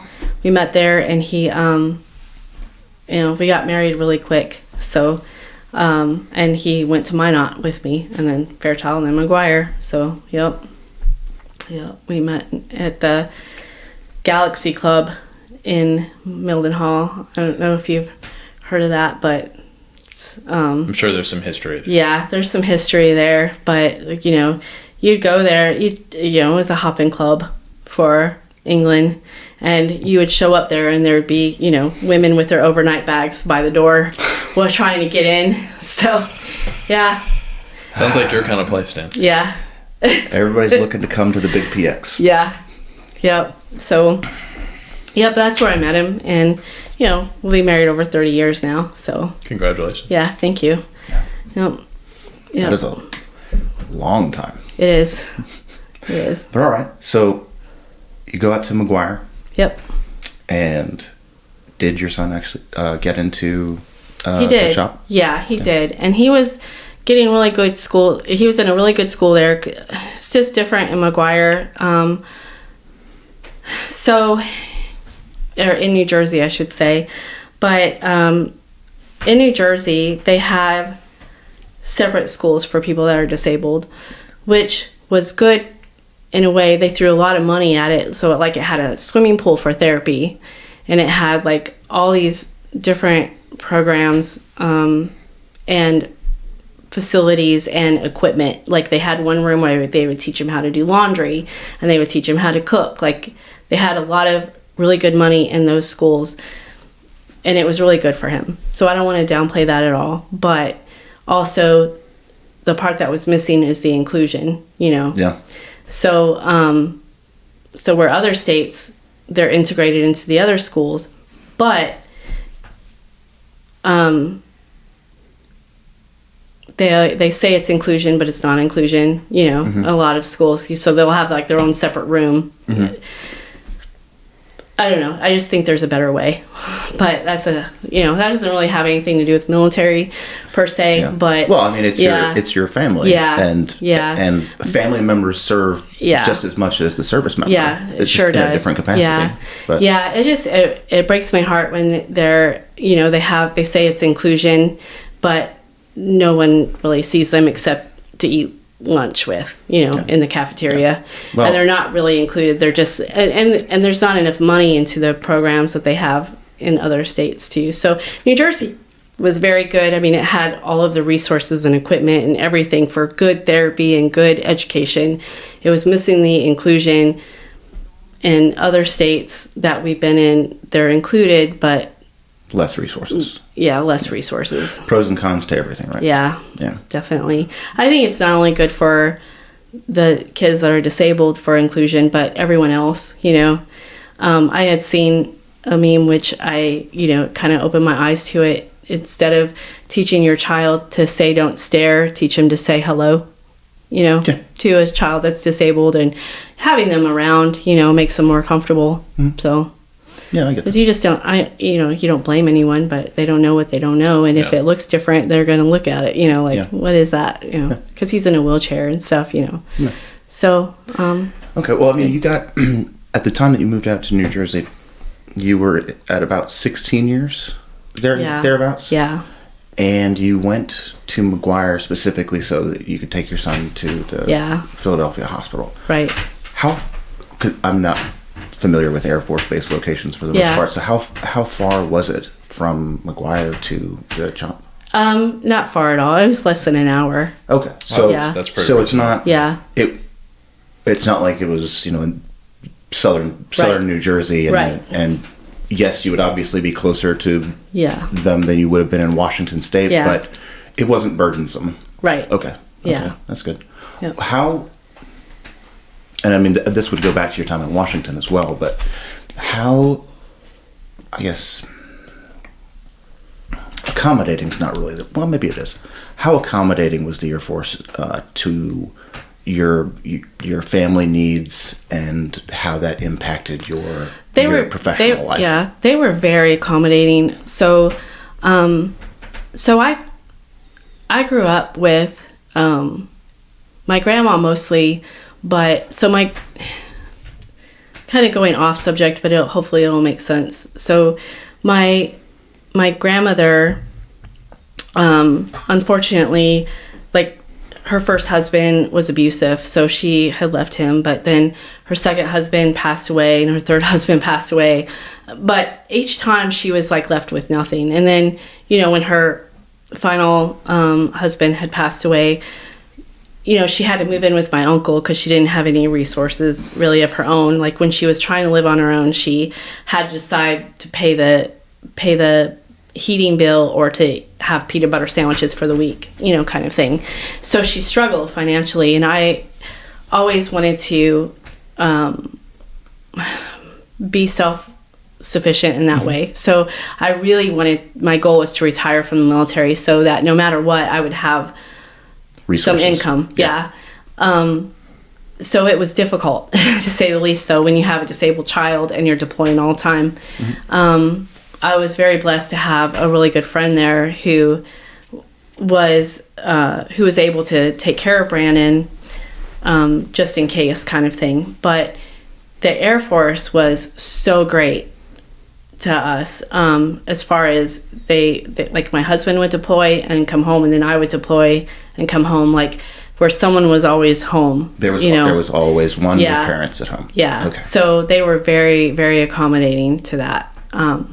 Good. Yeah. So it was hard because, we'd go a long time without seeing each other during that time, but it was really good for us to be able to, so it was good for me to be able to stay in. And I left when Brandon was like 6 weeks old. I had to, deploy. So yeah, that was very hard, but that's That's very early on. Yeah. That's Yeah. very Yeah. early. As soon as my 6 weeks was up, I got a little bit of training and then left. So, yeah. Okay. Yep. Well- and so, Okay. Well, moving back onto your career. yep. You did a lot of stuff over the course of your decade plus at Fairchild. Right. And you had some amazing experiences there. Yeah.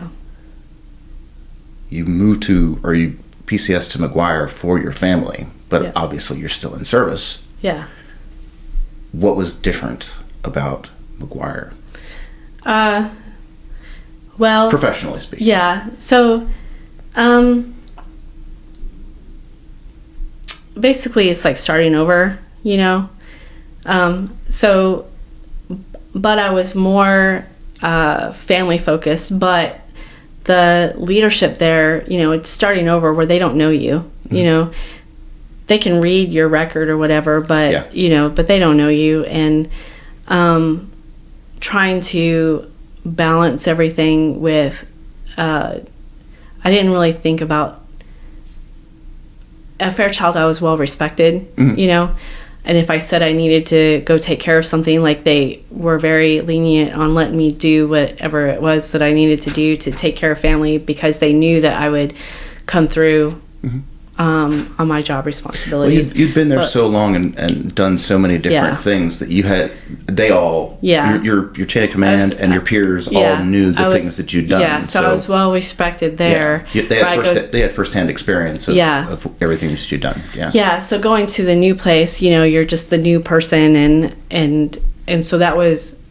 you know, I would say that was like one of the most challenging things, is trying to prove yourself. But on the other hand, I was also changing, where I see retirement in the future, and I'm trying to take care, you know, I'm doing my job to the best of my ability still, but also, like, if you have a 7 to 4 job, I'm coming in 7 to 4. I'm not coming in 6:30 and staying till 8. You know, I'm not staying late. I'm not, as I'm trying to. Your priorities changed. Yeah, during that time, my priorities were kind of changing, looking towards retirement, doing what I needed to do at work, but also trying to get a handle on everything that was going on with Brandon. So, yeah, but it was a good experience there still. Like, I think I was part of the test and evaluation squadron, which is mostly office, and I don't enjoy that very much, you know. I don't think anyone does. Yeah, so I missed the flying, but they let me keep my currency. I got to fly with the guard there, the Tigers, and so that was always amazing to fly with them, because they have a whole different mindset. So to keep your currency, how frequently do you have to fly? I flew with them at least once a month. And were you doing refueling? Yeah. Okay. And you were still, you know, despite being, what rank were you at this point? Master Sergeant E7. Okay. So Yeah. despite being a senior NCO, Yeah. were you still getting down on your belly to Oh yeah. pass gas? I was. Yeah. I mean, that's the one thing about that job, is it's the, you know, across the board, no matter your rank, you have to keep your currency, you know, if you want to keep I like that. flying. So yeah. Yeah, I like that. Yeah, you have to keep doing that. Otherwise, you have to go through training and all this stuff again, and they have to check you off, and you have to get an evaluation. It's a lot easier just to stay current. Okay. So, Well, you said a minute ago that you could see retirement, like, coming up. yeah. Was there I guess, like a specific time frame, or like an event or something that happened when you were maybe, you know, a year, 2 years, 3 years out, where you were like, this is it, I'm done? Yeah. Well, I loved the military, but I was ready to. Everything kept changing, and I was doing more office work than flying, and so I knew that by the time I got to 20, like, I would be done. Nothing bad happened to make me want to say that I'm done, but Well, no, just I'm not necessarily saying something bad, but sometimes you just you can look around and you see how changed things have been, and you're like, yeah. Every veteran goes through that. Right? Yeah. It did really change a lot, but I think just the whole starting over and it kind of made me feel like, okay, well, as soon as I get 20 years. You saw an entire career field being replaced by a handful of microchips. Yeah. Yep. I did. Yeah. Yeah. Well, I definitely did. Maybe kind of drafting off of your question to bring us back into time and space. Yeah. So 9/11 happened while you were at Fairchild, right? Yeah. So let's take a small step back and talk about kind of your personal experience as far as how things were with 9/11, and then how things may or may not have changed after.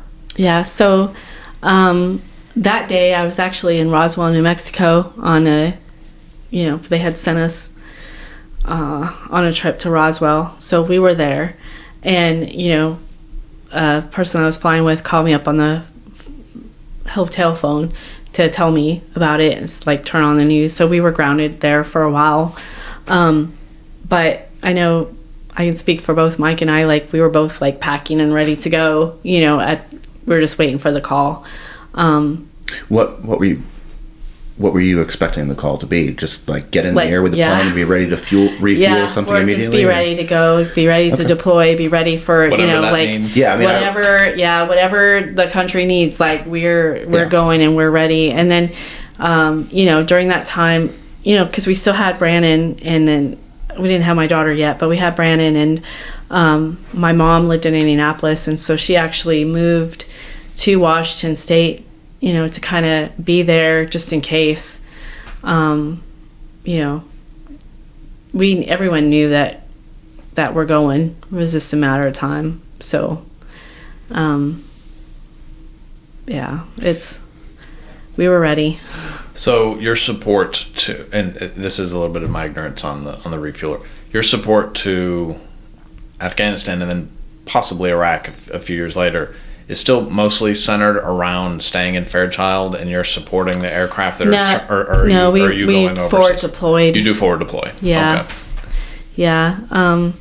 We went to most of the time we went to Riyadh during that time. Mm-hmm. Escon Village is where we stayed. It was basically like a town in Saudi Arabia that had houses there, and they evacuated everyone out, and they moved our Air Force there. And it was nice because, like, we didn't do tents then. It was a house we stayed in. It had marble floors, like everything, and it had all these bedrooms. And so each crew got its own house and its own vehicle. So women weren't allowed to drive there. So the pilot, or it was my pilot who was male. There's female pilots too. Still getting driven around by a guy had to drive. Yeah, exactly. He had to drive. But we had our own car, and we would go to the airport, and we would fly out of there from Saudi Arabia is how it worked during that time. But then after Khobar Towers happened, years later, they tightened up the security on that, and they moved us in the middle of nowhere in tents. So, yeah. But the good old days were Escon Village. That was, where we had our own little town with it. And then we were allowed to go off base too. I had to wear the whole black abaya, all that. Mm-hmm. Yeah, I had to wear that whole thing where only your eyes were showing kind of thing. Full beekeeper. Yeah. So I had to wear that to go downtown, but we were allowed to go downtown. But you can't do that anymore. No. Yeah. But I did get to experience it, which is good. Yeah. And they had, at that time too, it just made you realize how blessed we are in America, because I had to wear all that, but then they also had religious police there with sticks. They had the right to smack you if you were not doing something according to their rules. And then they had like restaurants where some women weren't allowed. They had a Baskin Robbins that said, as per Saudi rule, no women allowed, so you couldn't even go to Baskin Robbins if you wanted to. So yeah, the humanity. We're just definitely very blessed here, and it makes you appreciate more. Yeah. Despite flaws, how blessed we are here in the United States. You are not the first guest we've had who has said that Americans don't know how good they have it. The importance of perspective. Yeah. Mm-hmm. I mean, I wish that everybody could really get that opportunity to see for themselves how great we are. I don't think that some people could handle it. Yeah. I think their minds would blow up. Yeah. Maybe. Yeah. Maybe. So jumping back to New Jersey, you're kind of on the tail end here, and you decided you want to retire at 20. Yeah. So you've reached tracer burnout, as it were. Yes. Mm-hmm. So at this point, I don't want to put words in your mouth, but did you end your career on your own terms? I did. Okay. Yeah. I definitely did. You did almost exactly 20 years. Exactly. You did like 20 years in 2 weeks. Yeah. Something like that. Yep. Yeah. As soon as I was eligible. And the only reason was for the 2 weeks is because it has to be the last day of the month. It has to be the last day of the month. Yep. Yes. Yep. So really, like if I could have gotten out at 20, I would have. So like I loved it. I'm thankful for it, but I was done at that point. So yeah. And it is all like, really it's 20 years in war. Yeah. So well, I mean, you went through some crazy cycles. You came in to an army of peace. Yep. Or I mean, Air Force. Yeah. No, a military that was a microaggression. Military at rest, and then while you're in training. Yep. Desert Storm kicks off. Mm-hmm. And then things simmer down a bit, and then you're more than halfway through your career, and 9/11, and yeah. But even after Desert Storm, we were still going over there. Of course. All the desert this, desert that, desert, we're never desert, gonna desert. leave entirely. Yeah. We're never going to leave entirely. Yeah. So, I mean, I was still deploying over there. Yeah. Desert Storm and then beyond. So, still deploying over there. My whole career was desert. I mean, I got to do some fun ones too, but mostly desert. So you left New Mexico to get out of the desert. Yeah. Whoops. Yeah. The desert is beautiful on its own, but it's the land of enchantment. Yeah. But after fighting a war in the desert for 20 years, I was done with desert for a while. I understand. Yeah. I understand. Yeah. Your husband's professional timeline, was he pretty much on the same track as y'all? Did y'all separate at the same time, or? Yeah, he got out a couple years before me. Okay. So he retired after 22 years, but he had to be medically retired because while he was serving, he actually had a stroke. So while he was in the military, and I think he had like 18 years in or something at that time, and again, like he was an E8 and he wanted to be an E9. He wanted to stay in for 30 and all of that. So it was a punch in the gut for him when he had that, and then he was kind of he was in charge of a whole flight line, and then now he's in charge of nothing, you know. And he was kind of they really blessed us because they respected both of us for the jobs that we did. They let him stay in till 20 and past 20, but he didn't have the responsibilities that he loved, and he was like kind of put to the dusk, he couldn't deploy, so you're not as valuable, I guess you should say. But not everybody's career ends the way they want it to. Yes, exactly. So that was kind of a punch to the gut. Yeah. But by the time you retired, he was already retired. Yes. So you are both then retired. Yep. And then what? Then we moved to North Carolina. So he had some based solely on the fact that he had been stationed here before. Well, he had been stationed here before. When he was going through training, he became friends with Jeff, and who was going through training with him, and they both ended up being stationed at Fayetteville. And at Pope? Yeah. No Hope Pope? Yeah. Yes. They were at Pope together and worked together. And Jeff's family is from here. And so Jeff's family adopted kind of my husband and their family. So for Christmas, my husband would go. For Thanksgiving, my husband would go. And he just kind of migrated, like that became his family, because his family's doesn't have a lot of family, and he wasn't really close to them, and that family kind of became his family. And so whenever we retired, he wanted to come to be closer to them. So I love to hear that. Yeah. Yeah. So the military tends to make families where there weren't families before. Yep, exactly. So That's good. yeah, so that's how we ended up in North Carolina. And my whole thing was, not desert, but also because, I'm from Albuquerque, but then we went to Minot, to Fairchild, to McGuire. So we're all way up north. So if you take the United States and divide it in half, I just want to be below that line. Mm-hmm. It's below that line, I understand not desert. The sun belt. Yes. Yep. Definitely. Because I was tired of snow. I totally get it. Yep. I don't ever want to go north of Maryland again. Yes. I don't really have the desire to go west of the Mississippi. So. Yep. Snow is beautiful to look at out the window. Until you start training. Yes. Exactly. Fair enough. I was ready not to use a snowblower, not to use a shovel. Yeah. No more snowshoes. Yep. No more snowshoes. And then, it's kind of, it'll snow in Washington, North Dakota, McGuire. People are still driving. Life goes on. Here, people lose their minds. Yeah, I mean, there's just a forecast because for a little while I was a school teacher. There was a forecast and they would close schools. Yep. So, Yep. It may snow tomorrow, so school's closed tomorrow. That's North Carolina, though. We can just shrug off hurricanes, but if there's a half an inch of snow, it's the apocalypse. Yep, so. Exactly. It's true. Yep. It's true. And I mean, snow only happens here about once every 5 years. Yeah. So it's not that big a deal. Yeah. But, okay. Well, I mean, you've been retired for going on 15 years now. I know. It's crazy. Right? Yeah.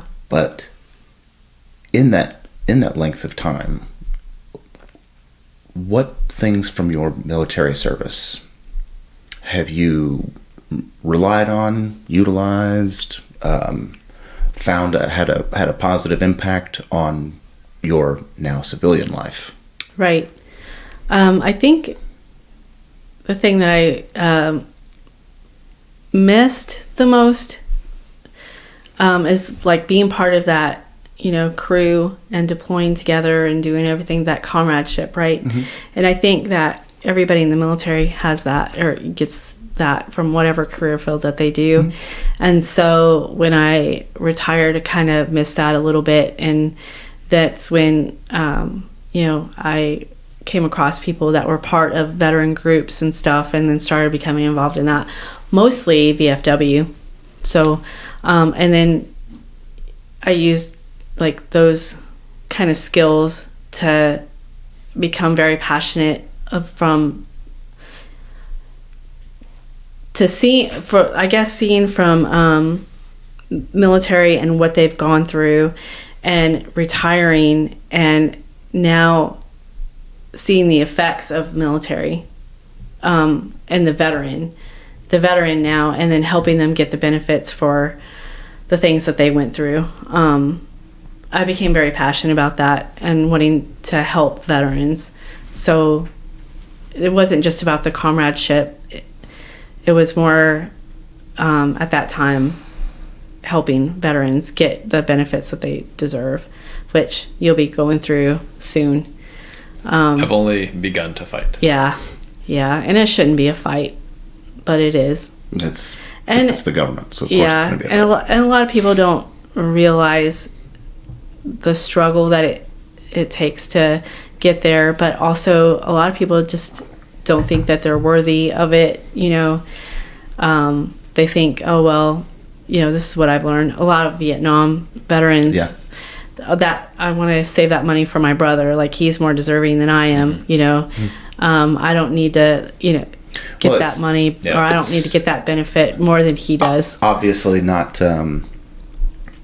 every service member feels that way, but by and large, most service members have a very selfless attitude. Right.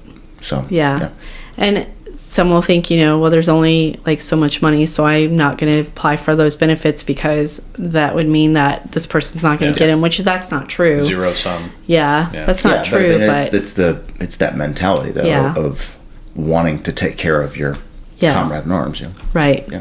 Yeah. And the VFW has really blessed me with being able to fulfill that passion and helping other veterans see that. So and you're a leader within the VFW. Yeah. So which post? So So for many years, I was in the Rockwell Post 9134, which is close to where I live. It's a very small post. We're very family oriented, you know.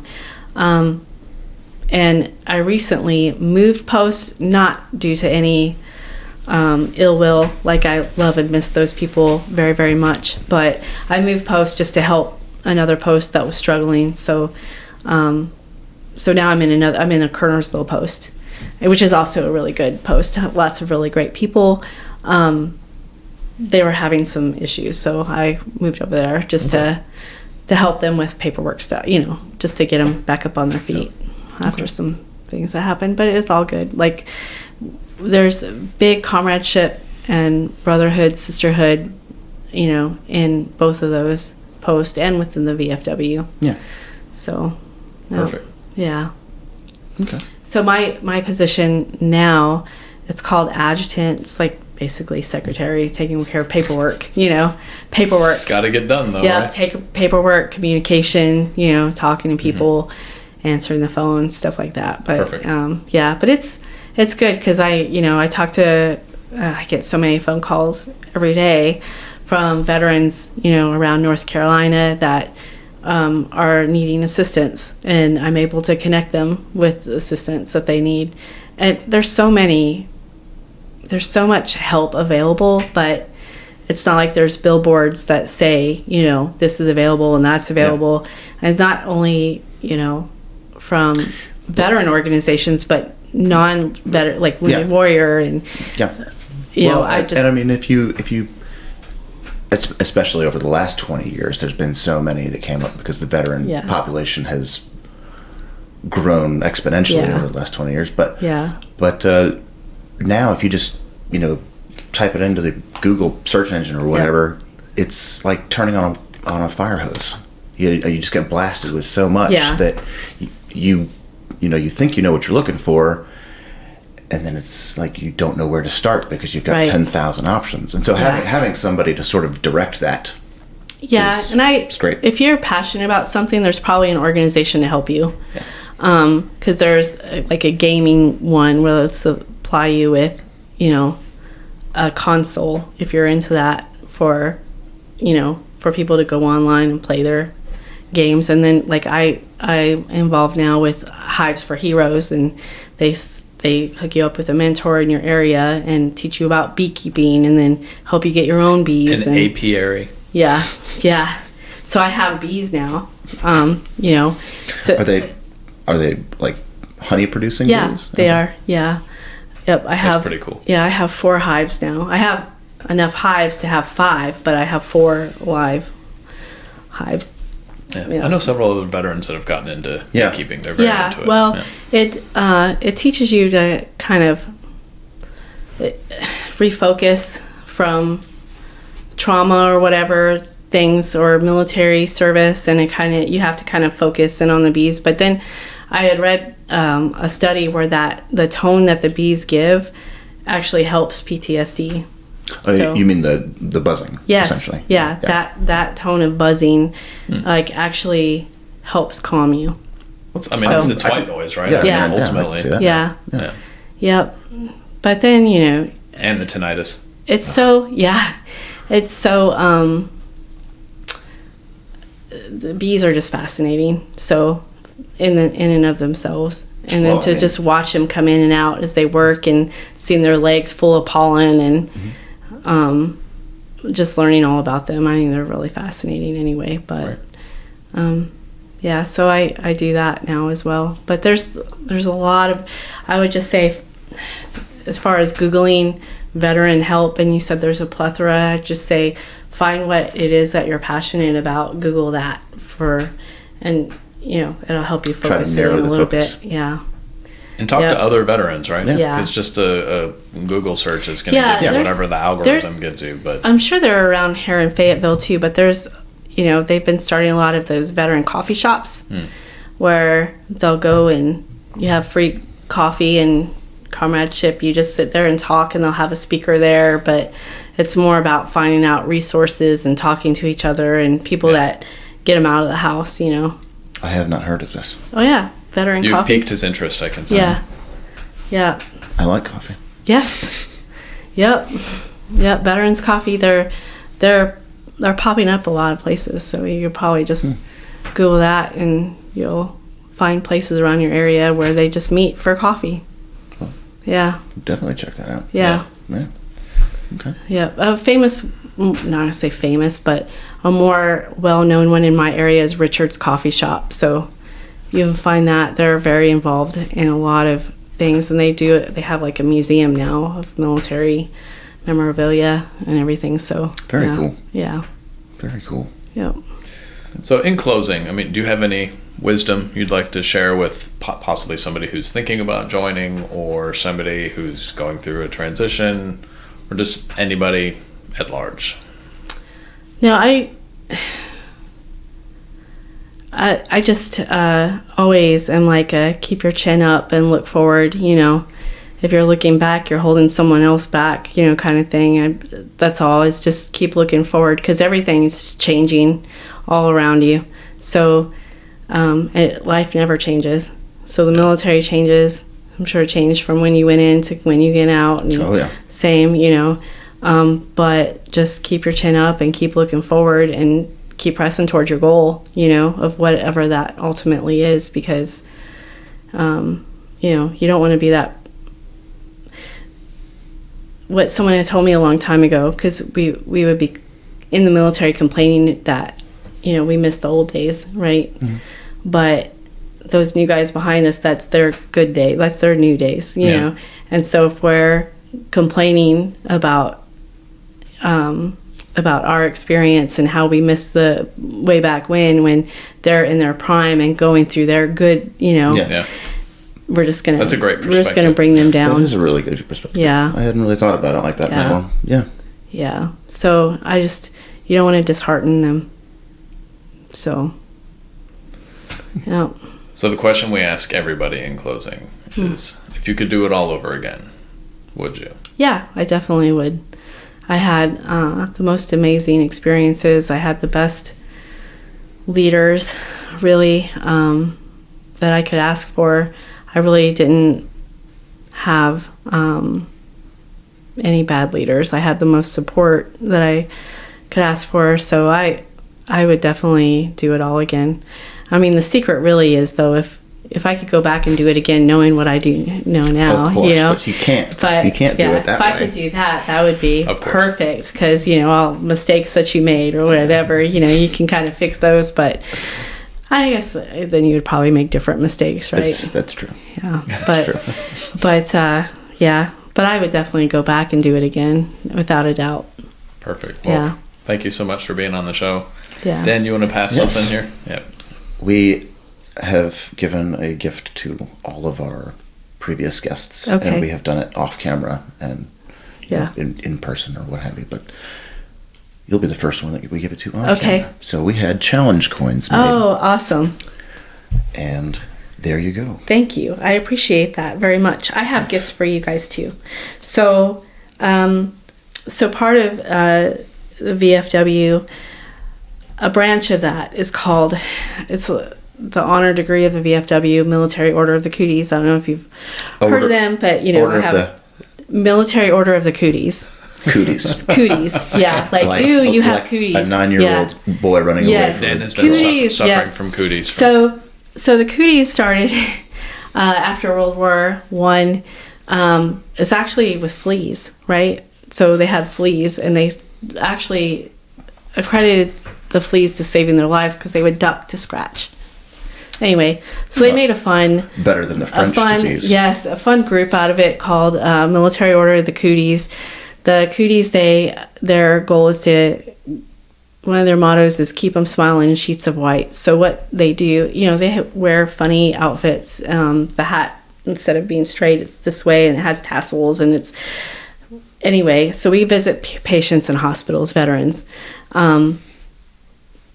Keep them smiling, you know, so we laugh with them and joke with them. We visit them, make sure they smile. The whole sheets in white means that they're being taken care of, because if they're clean, their sheets are clean, more than likely it means that they're being taken care of. Yeah. So Military Order of the Cooties is what I'm involved with. Last year, our they have funny names for them too. It's called our Supreme Seam Squirrel. So he's the guy that's in charge. He's in charge of national, right? So his big push was veteran suicide, because we're all passionate about that, right? Who's not? So we organized a walk in North Carolina to align with his vision, and we called it Supreme Strides. And we had these pins made that have the boots with the wings and have dog tags hanging from them that says 22 too many. So we made this design and had pins made. So I'd like to give you guys the pin for that. And then what that walk did, you're welcome. What that walk did was we raised money for the Big Boot program, Dog Tags for Life. And so you just put this on your keychain, and it has the veteran crisis number on there. So if you see someone in crisis, I'd like to give you guys each a dog tag. It has the number where they can call and get help right away. Because, every veteran, I'm sure, knows somebody that has taken their own life. Sadly, it's a huge issue, and so we're super passionate about that. Every veteran probably is. So anyway, thank you. Well, thank you so much. Well, thank you for your service, and thank you for continuing to serve with the VFW. Yeah. It's very meaningful. Yeah. And thank you so much for being here. Thank We you. really I appreciate the opportunity. Thanks. This is so great. You. We learned a lot. Yeah, I hope so. Definitely did. Thanks again. Yep, thank you.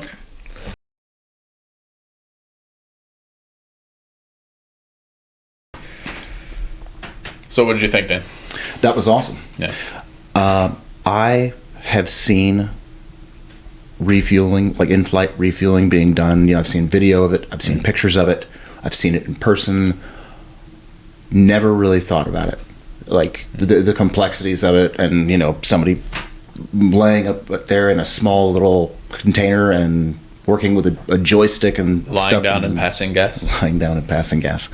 I never really thought about how complex it would have been. I guess it being the technology age, you kind of just figured that it would all just be hit a button on plane 1, hit a button on plane 2, and boom, kind of thing. But obviously not. Yeah, and the panoply of aircraft that this is involved with, everything from the C-5, which is the largest thing we have in our inventory, all the way down to the fighters and everything in between, right?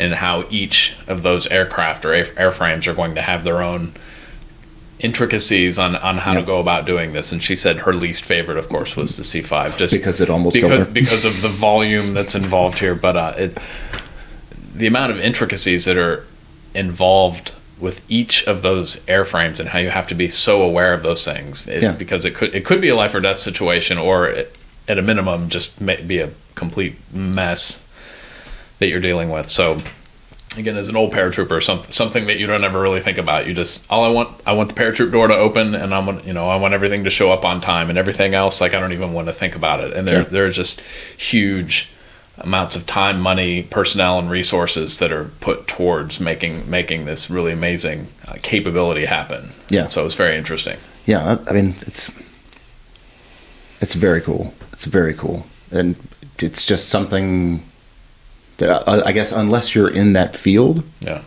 then you don't really think about it. Out of sight, out of mind. Yeah, I bet there's people within the Air Force that don't know how complex that is, because they're not in that, I guess, that aviation grouping of the Air Force. They have no idea how complex that is. It was also really cool, when she came in, us being just at the end of the Cold War, before Desert Storm, and her first assignment was being there with a nuclear payload. Right. No pressure. That is so awesome. That is so awesome. I would not have been able to resist trying to get a picture, Dr. Strangelove style. You would have done the Strangelove cowboy hat and all, and with chaps. I don't think I would have been able to resist. I believe you when you say that. Yeah. It takes a certain amount of maturity to admit that. Her scope of service crossed over so many different, pivotal moments that it's very cool. Very cool. She had a pretty varied career. I'm trying to imagine and this isn't too the timeline doesn't quite line up, but it's not too different from my experience either. But it's, you sign up for something during the peacetime, and immediately after that, everything changes. Well, I mean, that's how it was for me to a degree. Yeah. Because I mean, I came in the late '90s, and there wasn't really anything too serious. It was the end on. of history, Dan. Yes, it was the end of history, and then right before I'm set to end my enlistment, 9/11. Right. Yeah.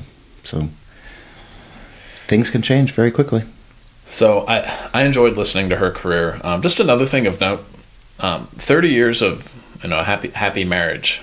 I'm glad to hear that on several levels, but it's the military has a reputation for tumultuous relationships, to say the least, and it's nice to hear a good news story every now and then. And I mean, not just that, but then they were both in service, and they were both deployed, and then one would be home, and then the other one would deploy, and then the other would be home, and then also having a special needs child as well. I mean, there's so many different things that could easily shake a marriage, and for them to be able to maintain it with all those circumstances is amazing. It's great. And it seems like the Air Force was very good to them and allowing them to play leapfrog. Well, I mean, not just that, but joking, I guess of course, being very understanding of their personal family situation, and it seems to me like it didn't affect their professionalism at all. So, I mean, obviously that worked in their favor, and they had built up, because they were at Fairchild for 12 years. Over a decade. With so many different experiences there and all the things that they had accomplished. So they had sort of some goodwill and some credit built up that the Air Force was more than willing to help them out. So that's great. And I like how she was able to kind of craft the final chapter and move him back to the East Coast to be near the Children's Hospital there in Philadelphia. So, really glad to hear that. Yeah. Again, just all the services are going to be different, so we're speaking in generalities, but the military, just capital M military, tends to get a bad rap on not being supportive of service members and their families and their family situations. And my experience has been that the Army was pretty good about trying to do everything within its power to be accommodating to myself and my situation, and at least people in my circle. And I know there's going to be anecdotes that come in from all over the place. I mean, I had the best and worst experiences, and what I found too is that it really comes down to not just the unit that you have, but the chain of command that you have as well. Obviously, some people are better or worse, leaders than others. Some people are more or less understanding than others. I've had good experiences, and I had bad experiences. So I don't think it's necessarily the service, but it is the unit and the chain of command that really affect those sorts of situations. Sure. So Alecia's happy marriage, fulfilling career, and all these things, all of this, if you trace it all the way back, goes back to an air show that a family member took her to. Her uncle, who, if I remember correctly, did not serve at all. I believe that's correct. Took her to an air show when she was in high school, and she called the recruiter the next day. Yeah. So just keep that in mind, how pivotal of a moment that could be for any young person. Yeah. And who knows when that spark gets lit. Yeah. You don't know. But be engaged with your kids, with your family, with nieces and nephews. You just never know, because that changed her life forever for the better. Yeah. One afternoon. So, I mean, what are we talking, like a few hours? Yeah. A couple hours on a Saturday, right? Yeah. And boom, career, marriage, family. Yep. Yeah. And like she said, she doesn't, because of her military pension, she doesn't ever have to worry about not having any income. Yeah. The way that her grandmother struggled. Yep. So those couple of hours on a Saturday afternoon or whatever it was changed her entire fortunes. That's right. Yeah. And all that culminated in her retiring in the best state, North Carolina. It's true. It's true. Better than anywhere else. So, anything else in reference to Alecia before we move on? No, that was great. Yeah. Looking forward to collaborating with her again on something in the future. Yes, absolutely. Yeah. So, y'all will hear from her again. Yes. Okay. Free fire. Lay it on me. What All you right. got? We've done the last handful of these have been a little silly. So, food, pop culture stuff. Superheroes wearing capes. It's a classic accoutrement. So we're going to kick this back to a historical history. Okay. So, A historical history? yes. Thank you.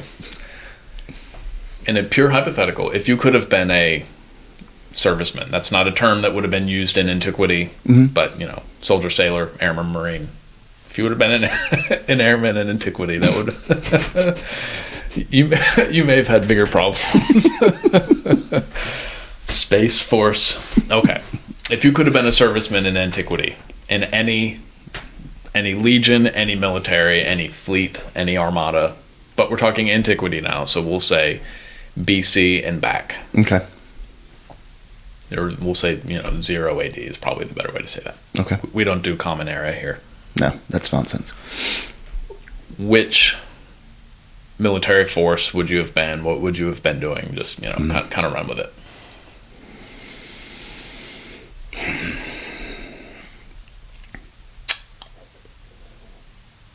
And we're not talking about like a pivotal moment. That is totally up to you. Okay. It could have been an era. It could have been a battle. Okay, well, I would not have wanted to be a Spartan at Thermopylae because that ended badly for them.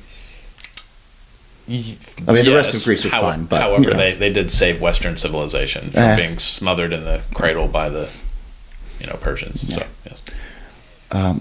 And the Thebans. That is tough. I read some years ago, I read The Anabasis by Xenophon. Mm-hmm. And that's the Anabasis is basically the story of when his mercenary band essentially got cut loose, and then they had to march all the way back to Greece from Persia. And it was long and it was arduous, and they had a whole bunch of trials and tribulations. But that would have been a wild experience. I mean, it would have been a suck fest the entire way. But I don't know. I've thought about that before, because we've all been through some crappy hardships. But I don't know, that story of their march back and like all the experiences and encounters that they had, and like finding all these ruins that are ancient even to them. Yeah. And just being in awe of like, who built this? Where did they go? That sort of thing. Which is where their mythology would oftentimes come from. Yeah. I think that would have been very interesting. I mean, the Greeks hired out mercenary bands all over the place. That's nothing new. But I think to be a part of Xenophon's band on their way back from Persia, okay, I think that would have been an interesting experience. Yeah. Okay, that's fair. Mine's not too dissimilar from yours. Mine would be, being a medium to heavy cavalryman in Alexander's push, eastward. Okay. Across, obviously he went all the way from the known world. Well, from Macedonia all the way to really ultimately, China. Alexander didn't make it the whole way, most of the way. Being part of that cavalry, revolution and military affairs, just the tactics that were being employed. Mm-hmm. Cavalry not being new, but just the way that they were employed. Nobody in the Eastern empires, and I mean these were significant empires, from the Babylonians to the Persians, and obviously they had to push through Afghanistan pretty quickly. Yeah. They kind of did what most empires do, and that's not conquer Afghanistan, but say they did and keep moving, spike the football and keep moving. So I would have been a cavalryman. And it's interesting that Philip, Alexander's father, revolutionized the warfare and created the army that Alexander then led, and to include all those tactics and everything. Correct. And then obviously Alexander then built on that with his diadochi and their brilliance. And then within a few centuries, the Romans, who almost hero worshipped Alexander, their use of cavalry was terrible and limited. Yes. Well, the Romans were interesting in that their navy was laughably bad, and they weren't particularly adept at heavy and medium cavalry as well, and somehow they still conquered most of the world. So the might of the legion. Yes. So obviously they built upon the phalanx warfare and perfected it, which up until the rise of the Romans, the Greek hoplite infantry, the phalanx was the most. Nobody in the world could touch it. It was, obviously. But it was built on a different kind of warfare. Correct. But that then was the Romans built on a came frontal along. assault, and then the Roman manipole was flexible and versatile, and totally made the phalanx obsolete. Yes. So the phalanx was the most effective technique and employment of military in the world until it wasn't. Yeah. Is there a reason why you chose the cavalry versus being in a phalanx? I feel like this is a setup. I'm just curious. Isn't that a no-brainer? You think about ancient warfare, and you think about the Roman testudo and the Greek phalanx, right? Yeah. If you're thinking about Mediterranean ancient warfare, as it were. So, why the cavalry? I'll answer it this way. This has probably been 15 years or so. I may have been a young officer in Iraq many years ago when I read this book, but by Stephen Pressfield, the author of Gates of Fire, who wrote the 300 Gates of Fire is about the 300 Spartans at Thermopylae. Excellent historical fiction. I mean, it's fiction in that most of the personalities are either made up, or we're taking military leaders, political leaders, and just kind of like filling in the gaps. Yeah. He wrote a book called Virtues of War, which was about Alexander's rise and his campaign. But this was not historical fiction. This was historical fiction, but again, it's 80% historical, and then they're just kind of filling in the gaps with. So, Virtues of War by Stephen Pressfield is the book. That was kind of my inspiration for this. So I've been thinking about it for a very long time. So you ask why the cavalry? I guess to put it bluntly, it seems to me like that would be a little more glorious. The cavalry tended to be I guess nobility is the best word for it, but they tended to be the better off than the average foot soldier in a phalanx. I think that's true. Yeah. So, but the mobility on the battlefield would be much more appealing to me than being in a relatively static position as a phalanx. That's fair. I get that. It felt like a leading question. Is there something else you would like to say? I mean, you do know the way that the phalanx was constructed, with putting your rookies closer to the front. I do. And then putting your veterans in the back. I also know as a southpaw, somebody who's left-handed, phalanx probably wouldn't have gone so great for me. So. Not so much. But of course, if you had lived in antiquity, you wouldn't have been allowed to be left-handed. That is also true. So they probably would have just smothered me in my cradle or tossed me off the mountainside. They would have tied your left arm behind your back until you learned to use your right. Or if I was a Spartan, they would have just tossed me over the cliff. So it's true. Yeah. That's one of the many options of a Spartan child that was deemed undesirable. On that sunny note, I'm sure you do, but what is the Latin word for left-handed? I do know this. I do know this because you and I have talked about this before. So, I can't. Right-handed is dexter, which is where we get dexterity from. Mm-hmm. Left-handed is sinister.